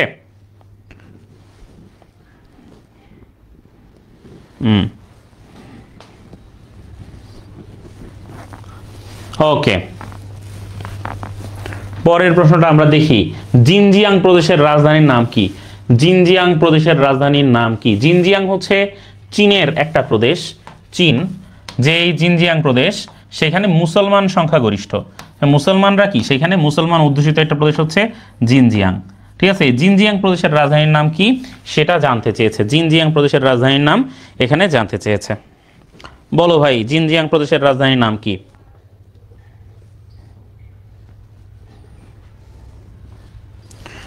জিনজিয়াং প্রদেশের রাজধানীর নাম হচ্ছে কি? উরুমচি। উরুমচি হচ্ছে জিনজিয়াং প্রদেশের রাজধানীর নাম হচ্ছে উরুমচি। এই জিনজিয়াং প্রদেশের এই যে উরুমচি, এটা হচ্ছে জিনজিয়াং প্রদেশের রাজধানী। সেইখানকার স্বাধীনতা আন্দোলনের একজন নেত্রী আছেন যার নাম হচ্ছে রেবেয়া কাদ্রি। তার নাম কি? তার নাম হচ্ছে রেবেয়া কাদ্রি। রেবেয়া কাদ্রি, ঠিক আছে। তিনি হচ্ছে জিনজিয়াং প্রদেশের মুসলমান, রেবেয়া কাদ্রি, ঠিক আছে। জিনজিয়াং প্রদেশের রাজধানী হচ্ছে উরুমচি। রেবেয়া কাদ্রি হচ্ছে সেখানকার একজন বিখ্যাত নেত্রী। কিউই কোন দেশের অধিবাসীদের বলা হয়? কিউই মূলত একটা পাখির নাম। কিউই কি একটা পাখির নাম, যে পাখি উঠতে পারে না। কিন্তু যে পাখি উঠতে পারে না এরকম একটা পাখি যদি আমাদের দেশে থাকতো, আমরা কি করতাম? সেই পাখি ধরে আমরা সকাল বিকাল নাস্তা করতাম। কিন্তু নিউজিল্যান্ডাররা কি করেছে? সেই পাখিকে সংরক্ষণ করেছে। তারা সেই পাখি খায় না, ঠিক আছে, বরঞ্চ সেই পাখিকে বাঁচিয়ে রেখেছে। এই জন্য নিউজিল্যান্ডের এই পাখিদের জন্য যে প্রেম, এই জন্য নিউজিল্যান্ডারদেরকে বলা হয় কিউই। তাহলে নিউজিল্যান্ডারদের মানে নিউজিল্যান্ডের যে অধিবাসী তাদেরকে বলা হয় কিউই। তাহলে নিউজিল্যান্ডের ক্রিকেট দলকেও কিন্তু কিউই বলা হয়। একই সাথে নিউজিল্যান্ডের ক্রিকেট দলকে ব্ল্যাক ক্যাপস নামেও ডাকা হয়। কি বলা হয়? ব্ল্যাক ক্যাপস, কারণ তাদের টুপি হচ্ছে পুরোপুরি কালো, ব্ল্যাক ক্যাপস বলা হয় তাদেরকে। পরের প্রশ্ন দেখি, মাচু পিচ্চু কোন দেশের শহর? মাচু পিচ্চু হচ্ছে ইনকা সভ্যতা, তাই না? ইনকা সভ্যতা নিদর্শন মাচু পিচ্চু। মাচু পিচ্চু কোন দেশের শহর বা কোন দেশে অবস্থিত সেটা জানতে চেয়েছে। মাচু পিচ্চু কোন দেশের শহর সেটা জানতে চেয়েছে। আমরা জানি মাচু পিচ্চু ইনকা সভ্যতা মূলত পেরু কেন্দ্রিক একটা সভ্যতা ছিল। অ্যাজটেক সভ্যতা ছিল মেক্সিকো কেন্দ্রিক। অ্যাজটেক ছিল মেক্সিকো কেন্দ্রিক, ঠিক আছে। টেনেকটিটলেন হচ্ছে অ্যাজটেক সভ্যতার বিখ্যাত শহরটার নাম হচ্ছে টেনেকটিটলেন। টেনেকটিটলেন, এটা হচ্ছে অ্যাজটেক সভ্যতার বিখ্যাত শহর।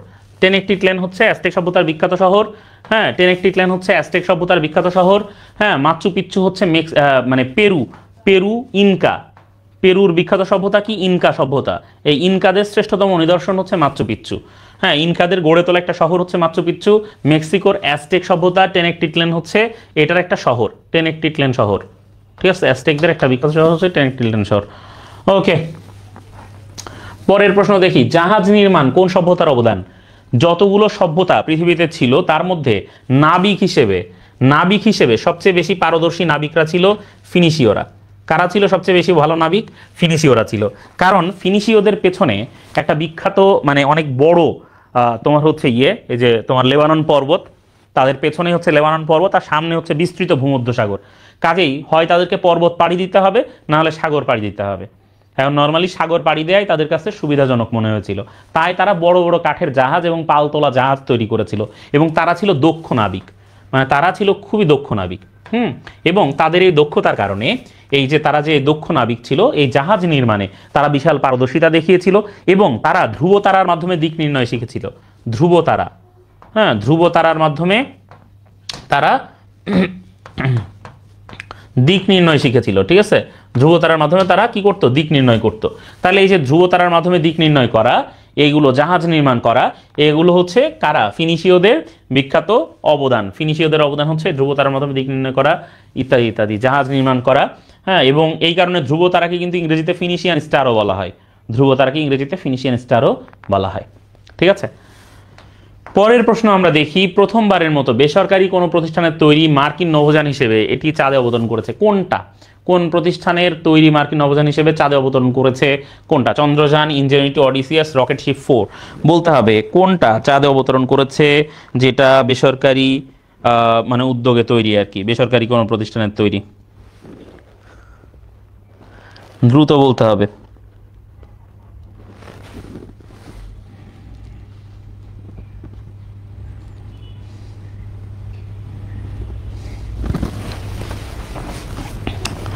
আমরা জানি যে এটা হচ্ছে অডিসিয়াস। অডিসিয়াস, ঠিক আছে। পরের প্রশ্নটা দেখি। একক দেশ হিসেবে বস্ত্র আমদানিতে শীর্ষ দেশ কোনটা? একক দেশ হিসেবে বস্ত্র আমদানিতে শীর্ষ দেশ কোনটা? আমরা জানি একক দেশ হিসেবে বস্ত্র আমদানিতে শীর্ষ কোনটা। আচ্ছা, একক দেশ হিসেবে বস্ত্র আমদানিতে শীর্ষ দেশ জানতে চেয়েছে। বলে এটা খুবই খুবই সহজ, খুবই সহজ। ঠিক আছে, একক দেশ হিসেবে বস্ত্র আমদানিতে শীর্ষ হচ্ছে যুক্তরাষ্ট্র, আর নর্মালি হচ্ছে ইউরোপীয় ইউনিয়ন। ঠিক আছে, একক দেশ হিসেবে বস্ত্র আমদানিতে শীর্ষ দেশ হচ্ছে যুক্তরাষ্ট্র। বাংলাদেশ থেকে বস্ত্র নেয় সবচেয়ে বেশি যুক্তরাষ্ট্র। বর্তমান ভূমিকম্প পরিমাপের আধুনিক যে যন্ত্র, বর্তমান যে ভূমিকম্প পরিমাপের আধুনিক যন্ত্র সেটার নাম কি? যেহেতু ইদানিং খুবই ভূমিকম্প হচ্ছে, এই জন্যে এই প্রশ্নটা, এই এককটা খুবই গুরুত্বপূর্ণ। মোমেন্ট ম্যাগনিটিউড বলা হয় ভূমিকম্প পরিমাপের বর্তমানে যে সবচেয়ে আধুনিক যন্ত্র, সেটাকে বলা হচ্ছে মোমেন্ট ম্যাগনিটিউড। নর্মালি ভূমিকম্পের যে কেন্দ্রকে বলা হয় এপিসেন্টার। ভূমিকম্পের কেন্দ্রকে কি বলা হয়? এপিসেন্টার বলা হয়। মনে রাখবা এটা একটু। হ্যাঁ, ভূমিকম্পের কেন্দ্রকে বলা হয় এপিসেন্টার। ঠিক আছে, উপকেন্দ্র আর কি। আচ্ছা, এছাড়া তোমার হচ্ছে মানে ভূমিকম্পের আরও কিছু ব্যাপার আছে। রিখটার স্কেল হচ্ছে ভূমিকম্প মাপার স্কেল, ভূমিকম্প মাত্রা। হ্যাঁ, রিখটার স্কেলের সাহায্যে কি করা হয়? ভূমিকম্পের মাত্রা পরিমাপ করা হয়। কি করা হয়? ভূমিকম্পের মাত্রা পরিমাপ করা হয়। ঠিক আছে, রিখটার স্কেলের সাহায্যে। তাহলে রিখটার স্কেলের সাহায্যে ভূমিকম্পের মাত্রা পরিমাপ করা হয়। আর তোমার হচ্ছে এই যে ভূমিকম্প হয়েছে কি হয় নাই, ঠিক আছে, এটা বোঝা যায় সিসমোগ্রাফ নামে যে যন্ত্র আছে। হ্যাঁ, সিসমোগ্রাফ যন্ত্রের সাহায্যে সেটা বোঝা যায়। আচ্ছা, এরপরে দেখি গ্লোবাল ফায়ার পাওয়ার বা সামরিক শক্তি, এইটাই হচ্ছে জিএফপির যে প্রতিবেদন, সেই প্রতিবেদনে 2025-এ শীর্ষ দেশ কোনটা সেটা জানতে যাচ্ছে। গ্লোবাল ফায়ার পাওয়ার বা সামরিক শক্তি 2025-এর শীর্ষ দেশ হচ্ছে যুক্তরাষ্ট্র। কোনটা? যুক্তরাষ্ট্র। বরাবরই যুক্তরাষ্ট্র আসলে শীর্ষে থাকে, জিএফপির ইন্ডেক্সে বরাবরই যুক্তরাষ্ট্র শীর্ষে রয়েছে। আচ্ছা, পরের প্রশ্নে চলে যাই। পৃথিবীর একমাত্র কার্বন নেতিবাচক বা কার্বন নেগেটিভ দেশ কোনটা? তার মানে এরা যে পরিমাণ কার্বন ছাড়ে তার চেয়ে কম এরা, মানে তার চেয়ে বেশি এরা কি অক্সিজেন উৎপন্ন করে, যে পরিমাণ অক্সিজেন উৎপাদন করে তার চেয়ে কম এরা কার্বন নিঃসরণ করে। একমাত্র কার্বন নেতিবাচক দেশ হচ্ছে ভুটান। পৃথিবীর একমাত্র কার্বন নেতিবাচক দেশ হচ্ছে ভুটান, এবং ভুটান একমাত্র দেশ যারা হ্যাপিনেস ইন্ডেক্স, হ্যাঁ, হ্যাপিনেস ইন্ডেক্স তথা সুখ সূচক, কি করে? এই যে সুখ সূচক, এটা তারা পরিমাপ করতো সবার প্রথমে। ঠিক আছে, সুখ সূচক পরিমাপ করতো ভুটান। একমাত্র কার্বন নেতিবাচক দেশ হচ্ছে ভুটান। মহাজাগতিক রশ্মি কে আবিষ্কার করেন? মহাকাশ থেকে আসা প্রশ্ন এটা। মহাজাগতিক রশ্মি কে আবিষ্কার করেন? মহাজাগতিক রশ্মি আবিষ্কার কে করেছিলেন বলো? মহাজাগতিক রশ্মি কে আবিষ্কার করেন?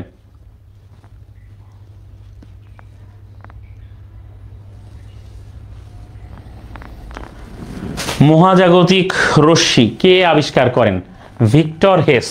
তিনি এই মহাজাগতিক রশ্মি আবিষ্কার করেন। ভিক্টর হেস মহাজাগতিক রশ্মি আবিষ্কার করেন। পরে দেখি হাড় দিয়ে বানানো বাটখারা কোন সভ্যতার নিদর্শন? কোন সভ্যতায় হাড় দিয়ে বানানো বাটখারা? তাহলে বাটখারা বা পরিমাপ পদ্ধতি, এইটা সবচেয়ে মানে আমাদের উপমহাদেশের একটা কৃষিভিত্তিক সভ্যতা ছিল, সেইখানে বাটখারা বা ওজন পরিমাপের পদ্ধতি খুব জনপ্রিয় ছিল। সেটা হচ্ছে সিন্ধু সভ্যতা। সিন্ধু সভ্যতা বা ইন্ডাস ভ্যালি সিভিলাইজেশন, এটাকে ইংরেজিতে বলা হয় ইন্ডাস ভ্যালি। কি বলা হয়? Indus Valley civilisation. তাহলে এই যে সিন্ধু সভ্যতা বা ইন্ডাস ভ্যালি সিভিলাইজেশন, এই সভ্যতার একটা নিদর্শন হচ্ছে হাড় দিয়ে বানানো বাটখারা। এই সভ্যতার দুইটা শহর ছিল, একটা হচ্ছে তোমার এই যে মহেঞ্জোদারো, আর একটা হচ্ছে হরপ্পা। মহেঞ্জোদারো আর হরপ্পা, ঠিক আছে, এই দুইটা নগরী ছিল সিন্ধু সভ্যতার অংশ। আচ্ছা, এরপরে আমরা দেখি পৃথিবীর সবচেয়ে বড় দ্বীপরাষ্ট্র কোনটা?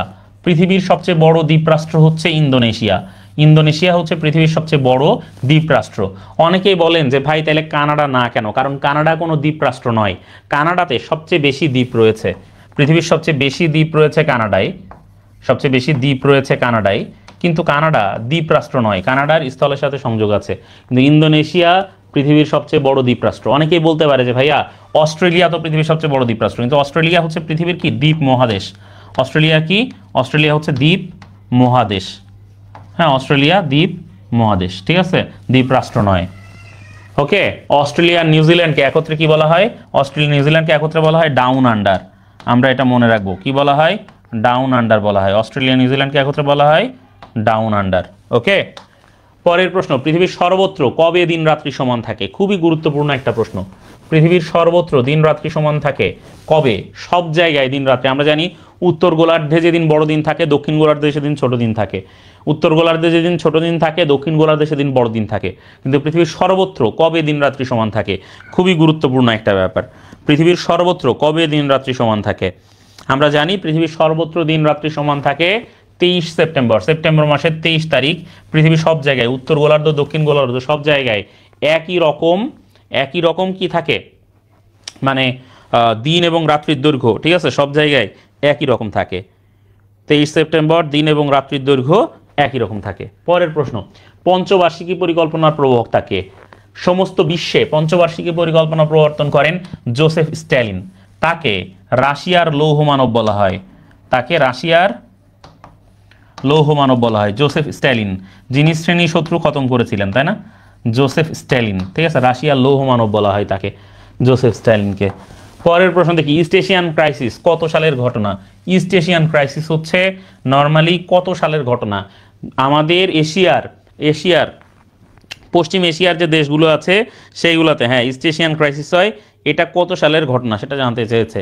আমরা জানি 1997 সালে এশিয়ায় একটা ভয়াবহ রকম মন্দা হয়, এইটাকে ইস্ট এশিয়ান ক্রাইসিস বলে।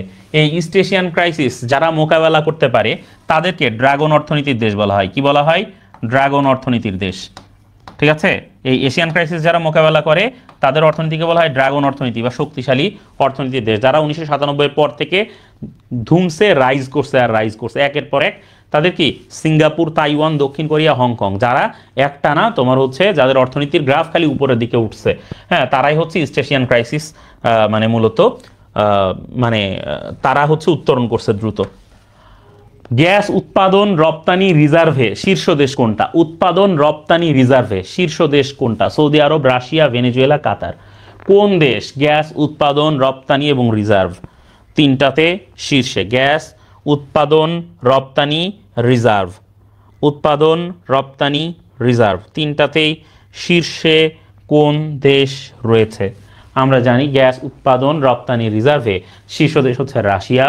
রাশিয়ার এই খনিজ সম্পদ আহরণকারী ইয়েটার নাম হচ্ছে গ্যাজপ্রম, ঠিক আছে। গ্যাজপ্রম হচ্ছে রাশিয়ার গ্যাস উৎপাদন রপ্তানি রিজার্ভের যে কোম্পানি আছে সেটা, এবং এই গ্যাজপ্রম হচ্ছে রাশিয়ার রাষ্ট্রায়ত্ত কোম্পানি, ঠিক আছে। গ্যাস উৎপাদন রপ্তানি রিজার্ভের শীর্ষ দেশ। পরে দেখি চাহিদার শর্ত নয় কোনটা? চাহিদা হইতে গেলে কোনটা শর্ত হইতে হবে না? ঠিক আছে, নর্মালি অর্থনীতির ভাষায় চাহিদা হইতে গেলে তিনটা বিষয় থাকতে হয়। কয়টা বিষয় থাকতে হয়? তিনটা বিষয় থাকতে হয় অর্থনীতির ভাষায়। কোনো আকাঙ্ক্ষাকে যদি আমরা চাহিদা বলতে চাই, কোনো কিছু পাওয়ার ইচ্ছাকে যদি আমরা চাহিদা বলতে চাই, তাহলে তিনটা বিষয় সেখানে উপস্থিত থাকতে হবে। একটা হচ্ছে ওই পণ্যটা ক্রয়ের ইচ্ছা থাকতে হবে, ওই পণ্য ক্রয়ের ইচ্ছা থাকতে হবে। কি থাকতে হবে? ওই পণ্যটা ক্রয় করার ইচ্ছা থাকতে হবে। তুমি কোনো একটা কিছু দেখছো, হ্যাঁ, দেখা ওটা পাইতে মন চাইছে, তুমি এক প্লেট বিরিয়ানি দেখছো, ঠিক আছে, কাচ্চি ভাইয়ের কাচ্চি দেখছো, তোমার কাচ্চি খাইতে ইচ্ছা হয়েছে, তাইলে কি সেটা ক্রয়ের ইচ্ছা তোমার থাকতে হবে যে ওইটা আমি কি করব, কিনবো, হ্যাঁ, এক প্লেট কাচ্চি আমি খাবো। সেকেন্ড হচ্ছে ক্রয়ের সামর্থ্য থাকতে হবে। ভাই তোমার ইচ্ছা হয়েছে, তুমি কাচ্চি দেখলেই তোমার জিভ দিয়া টপ টপ করে লালা পড়ে, কিন্তু এটা চাহিদা হবে না ভাই, কারণ তোমার পকেটে টাকা নাই, তুমি ফইননি। No love. What is love? No love, ঠিক আছে, কোনো লাভ নাই। হ্যাঁ, বুঝছো কিনা? তাইলে ক্রয়ের ইচ্ছা থাকতে হবে এক নম্বরে। দুই নম্বরে কি করতে হবে? ক্রয়ের সামর্থ্য, পকেটে টেয়া থাকতে হবে। হ্যাঁ, আর টেয়া থাকলে তোমার টাকাও আছে, ইচ্ছা হইছে, কিন্তু ভাই তুমি দুনিয়ার কিপটা, তোমার অন্তরেতে 400 টাকা সরে না, তাহলে তুমি কাচ্চি ভাইয়ের কাচ্চি কেমনে খাওয়া কও? সম্ভব? সম্ভব নহে। ঠিক আছে, কোনো ক্রমেই সম্ভব নহে। সম্ভব, ধরো তুমি যদি সাইদ ভাইরা বুঝাইতে পারো, ঠিক আছে, যে কাচ্চিটা খাওয়া তোমার অত্যন্ত জরুরি, তাহলে সাইদ ভাই তোমাকে খাওয়াইতে পারেন। ঠিক আছে, তাইলে এই চাহিদার শর্ত নয় কোনটা, মানে চাহিদার শর্ত হচ্ছে ক্রয়ের ইচ্ছা থাকতে হবে, ক্রয়ের সামর্থ্য থাকতে হবে, এবং ওই ক্রয় করার জন্য অর্থ ব্যয়ের ইচ্ছাও থাকতে হবে। তোমার কাছে টাকাও আছে, কিন্তু তুমি টাকা জমায় গাড়ি কিনবা, এরকম একটা পরিকল্পনা নিয়ে বইসা আছো। ঠিক আছে, এরম পরিকল্পনা নিয়ে যদি বইসা থাকো যে তুমি টাকা জমায় গাড়ি কিনবা ভাই, তাইলে কি হবে না? তাইলে লাভ হবে না। ঠিক আছে, ইচ্ছা, আকাঙ্ক্ষা এবং মানে সামর্থ্য, তিনটাই তোমার থাকতে হবে। ইচ্ছা, আকাঙ্ক্ষা, সামর্থ্য যদি থাকে, তাইলে হচ্ছে তোমার সেটা চাহিদা বলে গণ্য হবে। তাইলে দেখো এখানে ক্রয়ের সময় আছে, সুতরাং ক্রয়ের সময় এটা মোটেও এই চাহিদা ফায়দার মধ্যে এটা ইনক্লুডেড না, সুতরাং ক্রয়ের সময় এখানে সঠিক উত্তর। বুঝতে পেরেছি আশা করছি। পরের প্রশ্নে চলে যায়। জিপিএস এর পূর্ণরূপ কি? জিপিএস এর পূর্ণরূপ হচ্ছে গ্লোবাল পজিশনিং সিস্টেম, মানে বি। গ্লোবাল পজিশনিং সিস্টেম হচ্ছে জিপিএস, তার মানে যার মাধ্যমে তুমি কোথায় আছো পৃথিবীর, অক্ষাংশ এবং দ্রাঘিমাংশের মাধ্যমে একদম তোমার সুস্পষ্ট কোঅর্ডিনেটস পাঠায়ে তোমার সুস্পষ্ট অবস্থান নির্ধারণ করে দেওয়া যায় এই জিপিএস এর মাধ্যমে। ঠিক আছে, গ্লোবাল পজিশনিং সিস্টেম। পূর্বে কমনওয়েলথভুক্ত ছিল কিন্তু বর্তমানে নেই। পূর্বে কমনওয়েলথভুক্ত ছিল কিন্তু বর্তমানে নেই। কোন দেশ পূর্বে কমনওয়েলথভুক্ত ছিল কিন্তু বর্তমানে নেই? আমরা জানি যে কমনওয়েলথভুক্ত দেশ কোনগুলো, যেগুলো আগে ব্রিটিশ রানীর প্রজা ছিল, তারা কমনওয়েলথ মানে একটা সংস্থা তারা তৈরি করেছে, করে তারা সেইখানে অন্তর্ভুক্ত আছে। কিন্তু মাঝে মাঝে এই কমনওয়েলথের মধ্যে গ্যাঞ্জামের সূত্র ধরে কেউ কেউ কমনওয়েলথ থেকে বাইরে হয়ে জায়গা, ঠিক আছে, আর কমনওয়েলথে তারা থাকতে চায় না। তাইলে এর মধ্যে, হ্যাঁ বলো, এর মধ্যে কোন দেশটা, মিশর, জিম্বাবুয়ে, অস্ট্রেলিয়া, জাপান, কোন দেশটা কমনওয়েলথে ছিল কিন্তু বর্তমানে নেই? আমরা জানি যে এক সময় জিম্বাবুয়ে, বুঝছো কি, জিম্বাবুয়ে কমনওয়েলথে ছিল কিন্তু বর্তমানে নেই। জিম্বাবুয়ে কমনওয়েলথ ত্যাগ করেছে বর্ণবাদ ইস্যুতে। ব্লুটুথের উদ্ভাবক কোম্পানি হচ্ছে এরিকসন যে কোম্পানি, এটা হচ্ছে ব্লুটুথের উদ্ভাবক কোম্পানি।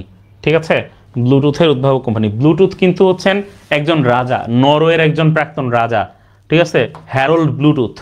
হ্যাঁ, হ্যারোল্ড ব্লুটুথ, ঠিক আছে, তার নাম অনুযায়ী এই ব্লুটুথের নামকরণ করা হয়েছে। তারপরের প্রশ্ন আমরা দেখি। দক্ষিণ চীন সাগরে চীনের প্রভাব মোকাবেলার জন্য, দক্ষিণ চীন সাগরে চীনের প্রভাব মোকাবেলার জন্য যে জোট, খুবই গুরুত্বপূর্ণ। দক্ষিণ চীন সাগরে চীন কি করছে? 9 লাইন দিছে। কি বানাইছে? চীন কি বানাইছে? 9 লাইন বানাইছে। তোমরা যারা আমাদের ক্লাস করেছো তারা 9 লাইন কথাটার সাথে খুবই পরিচিত হওয়ার কথা। এই যে 9 লাইন দক্ষিণ চীন সাগরের 9 লাইন, এটা হচ্ছে চীনের যে প্রভাব দক্ষিণ চীন সাগরে। হ্যাঁ, এই 9 লাইন থেকে শুরু করে চীন পুরোপুরি দক্ষিণ চীন সাগরের পুরো দখলটাই আসলে চীন নিয়ে নিতে চায়। দক্ষিণ চীন সাগরে চীনের প্রভাব মোকাবেলার জন্য একটা জোট করা হয়েছে। সেটা কোনোভাবে মিন্ট না, সিরডাপ না, ট্রায়াড না, সেটা হচ্ছে কি? সেটা হচ্ছে আউকুস। এই আউকুস চুক্তি হচ্ছে দক্ষিণ চীন সাগরে চীনের প্রভাব মোকাবেলার জন্যে, দক্ষিণ চীন সাগরে কি চীনের প্রভাব মোকাবেলার জন্য একটা জোট। ঠিক আছে,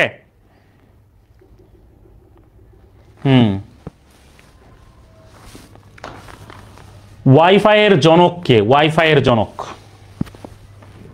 ওয়াইফাইয়ের পূর্ণরূপ হচ্ছে ভাই ওয়্যারলেস ফিডেলিটি। ওয়াইফাইয়ের পূর্ণরূপ কি? ওয়াইফাইয়ের পূর্ণরূপ হচ্ছে ওয়্যারলেস ফিডেলিটি। ঠিক আছে, ভিক্টর ভিক হেস তিনি হচ্ছেন ওয়াইফাইয়ের জনক। হ্যাঁ, ভিক্টর হেস তিনি হচ্ছেন ওয়াইফাইয়ের জনক, হচ্ছেন ভিক্টর হেস। পরের প্রশ্নটা দেখি। এশিয়ার প্রথম সাহিত্যে নোবেল পাওয়া নারী কে? এশিয়ার প্রথম সাহিত্যে নোবেল পাওয়া নারী কে? এশিয়ার প্রথম সাহিত্যে নোবেল পাওয়া নারী কে? ভাইয়া একটু দ্রুত উত্তর করতে হবে এগুলা। আমরা জানি যে হ্যান কাং, ঠিক আছে, হ্যান কাং, ঠিক আছে, বিখ্যাত কোরিয়ান সাহিত্যিক হ্যান কাং, ঠিক আছে, তিনি হচ্ছেন এশিয়ার প্রথম সাহিত্যে নোবেল পাওয়া নারী। জাপানের হিরোশিমা নাগাসাকিতে আণবিক বোমার আঘাতে প্রাণে বেঁচে যাওয়া ভুক্তভোগীদের সংগঠনের নাম ছিল নিহন হিদানকায়ো, যেটা 24 শান্তি পুরস্কার পাইছে নোবেলের। নিহন হিদানকায়ো এটা খুবই গুরুত্বপূর্ণ একটা প্রতিষ্ঠান, নিহন হিদানকায়ো। ঠিক আছে, এবছরও এটা গুরুত্বপূর্ণ। নিহন হিদানকায়ো হচ্ছে যারা হিরোশিমা নাগাসাকিতে আণবিক বোমার আঘাতে প্রাণে বেঁচে গেছে, হ্যাঁ, তাদেরকে নিয়ে গঠিত সংগঠন হচ্ছে নিহন হিদানকায়ো। এবং এরা চায় পরমাণু মানে অস্ত্রমুক্ত পৃথিবী তৈরি হোক আর কি, কারণ এরা পরমাণু অস্ত্রের ভয়াবহতা এরা নিজের চোখে দেখেছে। হামাসের সামরিক শাখা কি নামে পরিচিত? হামাসের যে সামরিক শাখা সেটা কি নামে পরিচিত সেটা জানতে চেয়েছে। হামাসের সামরিক শাখা কি নামে পরিচিত? হামাসের সামরিক শাখা কি নামে পরিচিত? আমরা জানি হামাসের সামরিক শাখা আল কাসসাম ব্রিগেড নামে পরিচিত। হামাসের সামরিক শাখা আল কাসসাম ব্রিগেড। যেহেতু হামাস এবং ইসরায়েল এবছরের একটা গুরুত্বপূর্ণ বিষয়, কাজে এগুলো একটু ভালো করে আমাদের পড়তে হবে। কৃত্রিম বুদ্ধিমত্তার সাহায্যে সহজ এবং নির্ভুলভাবে বাংলা লেখার একটা সফটওয়্যার, কৃত্রিম বুদ্ধিমত্তার সাহায্যে সহজ ও নির্ভুলভাবে বাংলা লেখার একটা সফটওয়্যার নির্মাণ করা হয়েছে, সেটার নাম কি? খুবই গুরুত্বপূর্ণ। হ্যাঁ, কৃত্রিম বুদ্ধিমত্তা বা এআই এর সাহায্যে সহজ ও নির্ভুলভাবে বাংলা লেখার সফটওয়্যার। অপশন আছে সঠিক, নির্ভুল, বুদ্ধি, শিক্ষক। বলতে হবে কৃত্রিম বুদ্ধিমত্তা বা এআইকে কাজে লাগিয়ে এই যে ইয়েটা আছে, মানে লেখার যে মানে নির্ভুলভাবে বাংলা লেখার যে সফটওয়্যার, সেটার নাম কি? আমরা জানি সেটার নাম হচ্ছে সঠিক। সঠিক হচ্ছে নির্ভুলভাবে এই বাংলা লেখার সফটওয়্যারের নাম। কোন কাজটিতে ক্লাউড কম্পিউটিং ব্যবহার করা হচ্ছে না? ক্লাউড কম্পিউটিং, হ্যাঁ, তার মানে হচ্ছে ইন্টারনেটে ফাইল জমা রাখা, তাই না? মানে ক্লাউডে ফাইল জমা রাখা, সেটা তো ক্লাউড কম্পিউটিং। কোনটিতে ক্লাউড কম্পিউটিং ব্যবহার করা হচ্ছে না? ইমেইল আদান প্রদানে অবশ্যই ক্লাউড ব্যবহার করা হচ্ছে। গুগল ফটোজের ছবির ব্যাকআপ রাখা, এটা পুরোটাই ক্লাউড। গুগল ড্রাইভ, এটাও আসলে ক্লাউড ডিভাইস, তার মানে ইন্টারনেটে তুমি জমা রাখতে পারবা। গুগল ড্রাইভ হচ্ছে একটা ক্লাউড কম্পিউটিং। পেন ড্রাইভের ডাটা আদান প্রদানের ক্ষেত্রে ইন্টারনেটের কোথাও সেই ডাটা জমা রাখতে হয় না, কাজে এটাই হচ্ছে সঠিক উত্তর, পেন ড্রাইভে ডাটা আদান প্রদান করা। ঠিক আছে, আর এইগুলো যে এই তিনটাই হচ্ছে ক্লাউড কম্পিউটিং এর উদাহরণ। এই তিনটাই হচ্ছে ক্লাউড কম্পিউটিং এর উদাহরণ। ঠিক আছে, ক্লাউড কম্পিউটিং এর উদাহরণ হচ্ছে এই তিনটাই। ওকে, পরের প্রশ্নটা দেখি। 1900 সালে প্রথমবার অলিম্পিকের আসর কোথায় বসেছিল? খেলাধুলা থেকে প্রশ্ন। 1900 সালে প্রথমবারের মতো অলিম্পিকের আসর কোথায় বসেছিল? প্যারিসে, লন্ডনে, আটলান্টায়, এথেন্সে। প্রথম কোথায় অলিম্পিকের আসর বসেছিল? প্রথম অলিম্পিকের আসর কোথায় বসেছিল? আমরা জানি প্রথমবারের মতো 1900 সালে অলিম্পিকের আসর বসেছিল প্যারিসে। আধুনিক অলিম্পিকের শুরু, তাই না? 1900 সালে প্রথমবারের মতো প্যারিসে অলিম্পিকের আসর বসেছিল। পরের প্রশ্নে চলে যাই। ইসরায়েলে হামাসের সামরিক অভিযানের নাম কি ছিল? ইসরায়েলে হামাস যে সামরিক অভিযান চালিয়েছিল, সেই সামরিক অভিযানের নাম ছিল অপারেশন আল আকসা ফ্লাড। অপারেশন আল আকসা ফ্লাড। এবং এই সামরিক অভিযান চালানোর পর থেকেই, ঠিক আছে, একেবারে এখন পর্যন্ত 70,000-এর বেশি ফিলিস্তিনি ইসরায়েলের হামলায় শাহাদাত বরণ করেছেন। ঠিক আছে, এই অপারেশন আল আকসা ফ্লাডের পর থেকে। পরের প্রশ্নটা আমরা দেখি। চিংড়ি চাষের বৈজ্ঞানিক বিদ্যা, চিংড়ি চাষের যে বৈজ্ঞানিক নাম, সেটাকে বলে প্রন কালচার। চিংড়ি চাষের বৈজ্ঞানিক কালচারকে বলা হচ্ছে প্রন কালচার। আচ্ছা, এছাড়া এই যে এপিকালচার, সেরিকালচার, এভিকালচার, এই কালচারগুলো একটু ভালো করে পড়বা। এগুলো কিন্তু খুবই গুরুত্বপূর্ণ প্রশ্ন। হ্যাঁ, এগুলো থেকে মাঝে মাঝে প্রশ্ন আসে। 2034 সালে বিশ্বকাপ ফুটবল আয়োজন করবে কোন দেশ? 2034 সালে বিশ্বকাপ ফুটবল আয়োজন করবে। 2034 সালে কোন দেশ বিশ্বকাপ ফুটবল আয়োজন করবে? 2034 সালে কোন দেশ বিশ্বকাপ ফুটবল আয়োজন করবে সেটা জানতে চেয়েছে। 2034 সালে কোন দেশ বিশ্বকাপ ফুটবল আয়োজন করবে সেটা জানতে চেয়েছে। আমরা জানি 2034 সালে বিশ্বকাপ ফুটবল আয়োজন করবে কোন দেশ? সৌদি আরব 2034 সালে বিশ্বকাপ ফুটবল আয়োজন করবে। আচ্ছা, এর পরের প্রশ্নে চলে যাই। মানব ক্লোনিং নিষিদ্ধকারী সংগঠন, মানব ক্লোনিং নিষিদ্ধকারী সংগঠন কোনটা? মানব ক্লোনিং নিষিদ্ধ করেছে ইউনেস্কো, তাই না? মানব ক্লোনিং নিষিদ্ধকারী সংস্থার নাম কি? মানব ক্লোনিং নিষিদ্ধকারী সংস্থার নাম কি? আমরা জানি মানব ক্লোনিং যেহেতু এটা বিজ্ঞানের সাথে সম্পর্কিত একটা বিষয়, ইউনেস্কো হচ্ছে জাতিসংঘের এডুকেশন, সায়েন্স এবং কালচার, শিক্ষা, বিজ্ঞান এবং সংস্কৃতি বিষয়ক সংস্থা হচ্ছে ইউনেস্কো। সুতরাং মানব ক্লোনিং নিষিদ্ধকারী সংগঠন হচ্ছে ইউনেস্কো। রেল ইঞ্জিন আবিষ্কার করেন কে? রেল ইঞ্জিন আবিষ্কার করেন, মানে বিজ্ঞানের যে আবিষ্কারগুলো আছে, প্রাচীন যে আবিষ্কার যেগুলো খুবই গুরুত্বপূর্ণ, স্টিফেনসন। জেমস ওয়াট বাষ্পীয় ইঞ্জিন আবিষ্কার করেন। জেমস ওয়াট কি করেন? বাষ্পীয় ইঞ্জিন আবিষ্কার করেন। জেমস ওয়াট বাষ্পীয় ইঞ্জিন। আর রেল ইঞ্জিন আবিষ্কার করেছিলেন স্টিফেনসন রেল ইঞ্জিন আবিষ্কার করেন। তারপরের প্রশ্ন, 75 বছর পূর্তিকে কি বলে? এই যে কোন পূর্তিকে কি বলে, কত বছর পূর্তিকে কি বলে, খুবই গুরুত্বপূর্ণ। কত বছর পূর্তিকে কি বলে, খুবই গুরুত্বপূর্ণ। আমাদের এই ব্যাপারগুলো খুব ভালো করে পড়তে হবে। কত বছর পূর্তিকে কি বলে? হ্যাঁ, এইটা ভালো করে। 12 বছরে হচ্ছে এক যুগ, তাই না? 12 বছর হচ্ছে এক যুগ। ঠিক আছে, 12 বছরে যুগ। আচ্ছা, আমি একটু লিখি। 12 বছর হচ্ছে যুগ।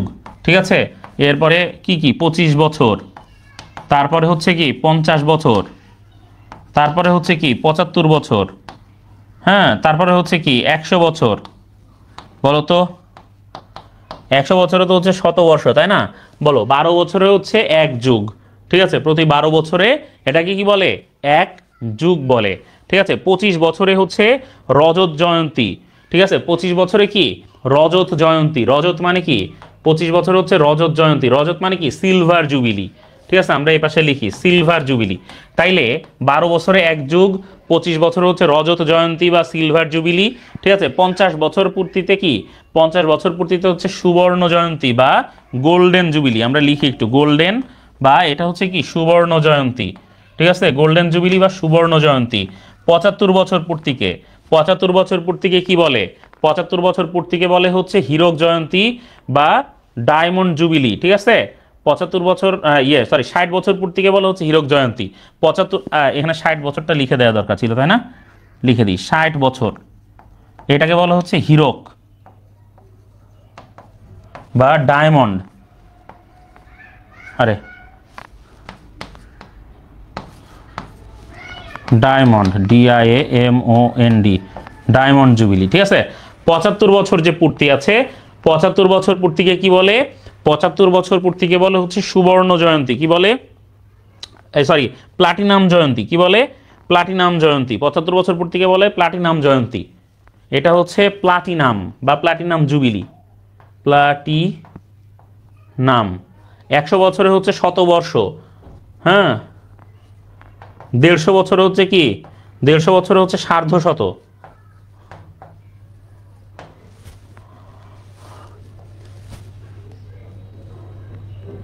ঠিক আছে? 1000 বছর হচ্ছে মিলেনিয়াম।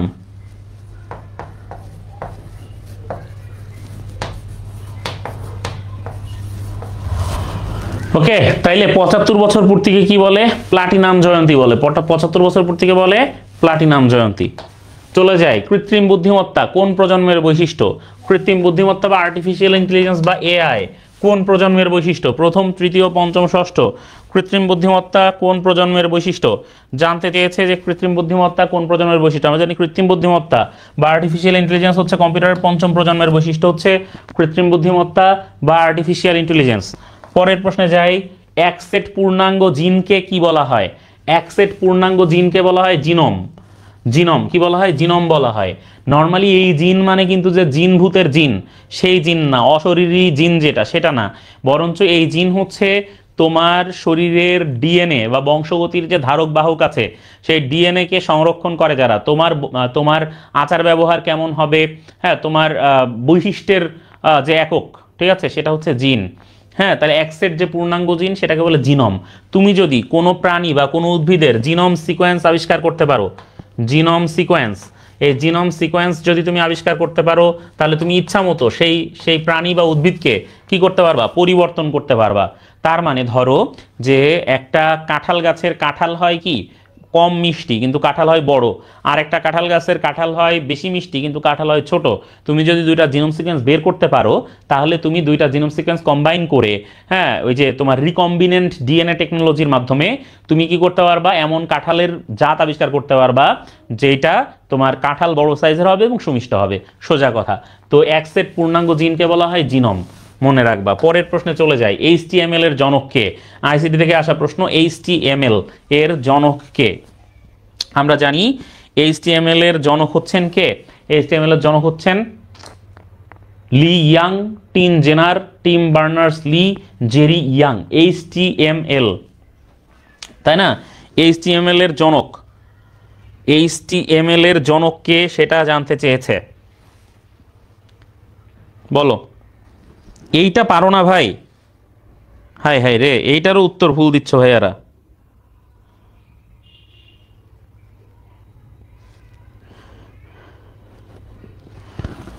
HTML এর জনক হচ্ছেন ভাইয়া Tim Berners Lee. Tim Berners Lee কে বলা হয় HTML এর জনক, টিম বার্নার্স লি। একটি ওয়েব পেজের সাথে অন্য একটি ওয়েব পেজের সংযোগের জন্য ব্যবহৃত হয় কোনটি? একটা ওয়েব পেজের সাথে আরেকটা ওয়েব পেজকে সংযোগ মানে লিংক করে দেওয়ার জন্য ব্যবহার করা হয় হচ্ছে হাইপার লিংক। কি হাইপার লিঙ্ক। মাঝে মাঝে তুমি দেখবা যে একটা পেজের সাথে নীল কালি দিয়ে নিচে দাগ দেয়া আছে এরকম, ওইটার উপর ক্লিক করলে সাথে সাথে তুমি আরেক জায়গায় জাম্প করছো। এই যে নীল কালি দিয়ে নীল দাগ দিয়ে যে জায়গাটা, এটা হচ্ছে হাইপার লিঙ্ক। এটাকে কি বলে? হাইপার লিঙ্ক বলে। তারপর Mother Mary Comes to Me, এই স্মৃতিকথার লেখককে? Mother Mary Comes to Me বই পুস্তক, বইপত্র থেকে সাধারণত প্রশ্ন একটা আসে, Mother Mary Comes to Me এইটার এই স্মৃতিকথার লেখক কে সেটা জানতে চেয়েছে। এই Mother Mary Comes to Me এই স্মৃতিকথার লেখক হচ্ছেন অরুন্ধতী রায়। অরুন্ধতী রায়ের অন্যান্য বিখ্যাত বই তোমরা জানো, হ্যাঁ, গড অফ স্মল থিংস, নাম কি? গড অফ স্মল থিংস, হ্যাঁ, স্মল থিংস, ঠিক আছে, এটার লেখক কিন্তু অরুন্ধতী রায়, ঠিক আছে। তারপরে মিনিস্ট্রি অফ আটমোস্ট হ্যাপিনেস, এটা অরুন্ধতী রায়ের লেখা, ঠিক আছে, বিখ্যাত লেখিকা। হ্যাঁ, Mother Mary Comes to Me, Mother Mary Comes to Me এটাও লিখছেন কে? এটাও অরুন্ধতী রায় লিখেছেন। পরের প্রশ্নে চলে যাই। আচ্ছা, আমরা তো ক্লাসের শেষ পর্যায়ে চলে আসছি আর কি। হ্যাঁ, নরমদা হটাও না, নরমদাবাদ বাঁচাও আন্দোলনের নেত্রী, নরমদাবাদ বাঁচাও আন্দোলনের নেত্রী ছিলেন অরুন্ধতী রায়।